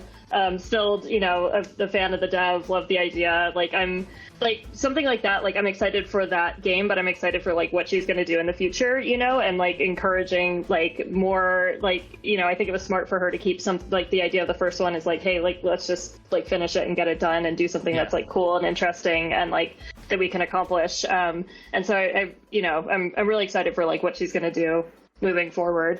3 Goblin Woblin, yeah, I think that's just going to stream well and like people are going to have fun with it. Yeah. Bridgeborn, crazy, super impressive. I'm like kind of torn between voting on that and Phelan because I think that like they're not similar things, but you know they've both been working on them for a really long time. You know, Phelan is a bit more production value, a larger team. You know, had a publisher, it was going along. I feel like that's close to getting out there. And I kind of want to help support them, like bridge that gap between where they're at now and like getting the ends of the funding that they need to finish that. So I think I might give my vote for Phelan, actually. Okay. Yeah, split it a little. So, yeah. Well, we're gonna have what if there's a tie? Well, there can't be because chat there has can't 2 be. votes, Oh, yeah. so Oh, it's yeah. either gonna go up to 3 or up to 4. So, gentlemen, there is a straw poll in chat, and you all right now are able to vote for what you think the best in show is. The game that you vote for is going to win. Well, actually, if it's the either Bridgeborn or what do you call it, Phelan, is going to win $5,000. So we'll give everybody a minute and see what happens. That's so exciting. And then there was also the FMV. What was it? 3 letters? What does that stand for? Yeah, full motion video. So it's Full like when motion there's video like, Souls like. yeah. So it's like when there's like a live action. Her story and Sam Barlow's stuff has a bunch of full motion video in it. But it was like, I feel like it was something that was kind of done like when CGI was a lot harder. Way back in the day. So it's a nostalgic thing. It was a fun presentation. I think the game will be fun. But it didn't do it for me like Bridgeborn did or Phelan. Those are my top 2 picks. Yeah, it's hard to compare them because they're very different. You know, like it's a different opposites. clearly, but it's you know it's a different like purpose of the game, I guess. You know. Also, just give a plug for Frog Factions if nobody's played it or if anyone wants to check out something that's a little weird that subverts expectations. That's a good one. Frog Faction. Yeah.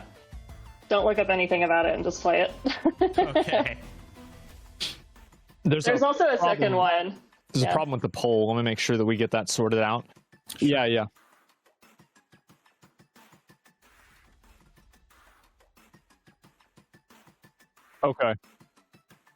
Okay, we're gonna do, Did the stream hear that, or are we just... Okay, so the stream did not hear what we just got from Peckies. So apparently, Asmon cannot do polls in his stream for a reason that I've forgotten. I'm not partnered. You can't do polls if you're not partnered. Oh my god. We're gonna do it. We're gonna do it in Soda's channel. So if you guys want to go over there and vote for it, I know this is kind of awkward, guys. I apologize, but you know I'm an idiot and it's all my fault. So we're gonna have a vote over here, a poll in Soda's chat, and you guys are gonna be able to vote for the game. We were gonna use the straw poll. The site crashed, and also I think that people were having confusion with like the way the game worked, and so we're gonna go ahead and do this in just a second. Okay, so the poll is going to be in my channel. However the hell you do Twitch polls, Peckies, hopefully you have access to be able to make that poll. Viewers, you got the winner of this poll they will be getting $5,000. Me, Asmon, and Kelly have all locked in our votes. Y'all's vote will count as 2. So that will be 5 votes total, meaning there cannot be a tie. Basically, you guys are choosing who's going to win this. I guess there could be a tie, technically. Yeah, I was going to say, well... we'd have no, to, I guess yeah. But there could be a, like a... We can just make another poll, just with those those tied. And yeah, that's what we'd have to do. So as soon as we get the poll up, we'll go ahead and see who's going to win this. I'm kind of curious to see what people are going to vote for. Honestly, I'm curious how we got such good submissions. I am too. I said that whenever you were gone. Yeah. Like I feel like we didn't promote this shit nearly enough. And we got some really good submissions. I was really surprised. Happy. I was very nervous. Like, oh god, we're gonna get some shitty games that we have to beat. They were all really cool, unique, and good. So, very pleasantly surprised. Yeah, I thought it was impressive. I mean, there's a ton of cool stuff out there. You know, people working on neat things, and you kind of don't really hear about it. All right, the polls are now running, so you guys can vote now. I don't know how Twitch voting works, but straw poll is sucking, so we're gonna do it there. Some type of drop-down box, click and done. Something like that. And yeah, I guess with Bridgeborn, I guess we'll probably have like a Mad Mushroom discussion to see if, our interests align and potentially publish. I'm curious to see what's going to happen with that. I really am. I don't know what that's going to be like. We might have a meeting in person. He lives in Austin, Zach. Oh, that's a good point. Yeah, you're right. He lives in Austin. We might meet this guy at our next, Monday meeting. Oh my god. That wow. That's kind of crazy to think. Yeah. Well, we have the current poll is a very, very strong in one direction. Extremely strong. I can't see it. Okay. I haven't looked at it either, Kelly. So okay, I want to be surprised. Yeah. I'm sure all the viewers already know because they can see it, but Kelly and I don't know, so you're surprising us, Zach. All right. So, with 73% of the chat vote, Bridgeborn, the 4th game, is the winner, which gives it 4 total votes. Bridgeborn is going home with an extra $5,000. Wow. Yeah, and we're actually going to talk a little bit to developer Siavash again, and congratulate him and talk a little bit more about the the direction of the game, where it's going to go now. Cool. So excited. I feel like there should be confetti or something. Yeah. We'll get it next time. It's the first show. Yeah. Those little like strings you pull. I bought a giant bulk box of them, and I generally keep them in like my purse or my bag, and then if somebody tells me something exciting, I'll pop one. Oh, hold on 1 second. I can actually go grab one. You know what? Go grab one. I want to see this. I'm gonna do it. Well, there he is. How you doing, man? Welcome back. I am ecstatic. I'm so honored. I'm humbled. Thank you, judges, or investors, I should say, on the votes, and the chat as well. Thank you. Wow, I'm flabbergasted, to be frank. All right, I'm gonna pop a little confetti thing. Are you ready? Do it. All right, it's for you, man. That Got was him. such a letdown. I mean, that's what they are. Yeah, they always are. Yeah. It made a mess, so. So, Siavash, I'm sorry, man. I'm going to do my best. What's next on the to-do list? What are you going to work on next? Well, the first thing that comes to mind is monitor this influx of players I'm getting, making sure any issues they run into are ironed out. And after that, it's full steam ahead with the campaign, getting to the finish line of the game. Where would you say you are percentage-wise with the campaign? So the demo is only offering, I would say, about like 5% of the campaign. And while that, in perspective with the 9 years, seems a little misleading because a lot of that time was spent building that framework, I would say the rest of that 95% will be relatively smooth and a lot faster than that rest. The hard part is over. Getting the game working. Right. Yeah. That's got to feel so good. Yeah. There's that quote. It's like it's not the end, but it's the beginning of the end. I like that quote a lot. Yeah, of course. And there's so many great developers to actually look at like how they've done it and the path they walk through, and it's, you know, it always seems easy until it gets hard from what I hear, you know what I mean? Like so it's always good to be vigilant. So I'm vigilant. Run me through, I'm curious, how did you hear about this show? So I'm a big fan of OTK, but honestly, I knew about the expo that y'all do, and I was interested in applying at some point. We would have accepted. Yeah. Thank you. I just, you know, I was like, maybe I should make the demo better, things like that. But then actually at a South by event here in Austin, I was fortunate enough to walk into a member of someone who works for OTK, and they told me that this is a great opportunity I should apply for. And I'm so happy to have met them. I'm honored. And yeah, learning about this new show opportunity. That is insane. Okay. So you just randomly met somebody at South by Southwest. Oh my God. I was demoing my game. Yeah? at like an unofficial South by event there. Uh-huh. So to any devs listening, it's so helpful to just put yourself out there. I'm sure it's easier said than done living in Austin, but if you have any local events, just put yourself out there as much as you can. Yeah, and there's a lot of really great local dev events and meetups and stuff as well too for people in the industry or interested in getting involved in the industry. Most major cities have them, and so that's a great place to start if you're like interested to learn more about becoming a developer or making games or meet people who do it. Definitely encourage it. I agree. Of course. Yeah.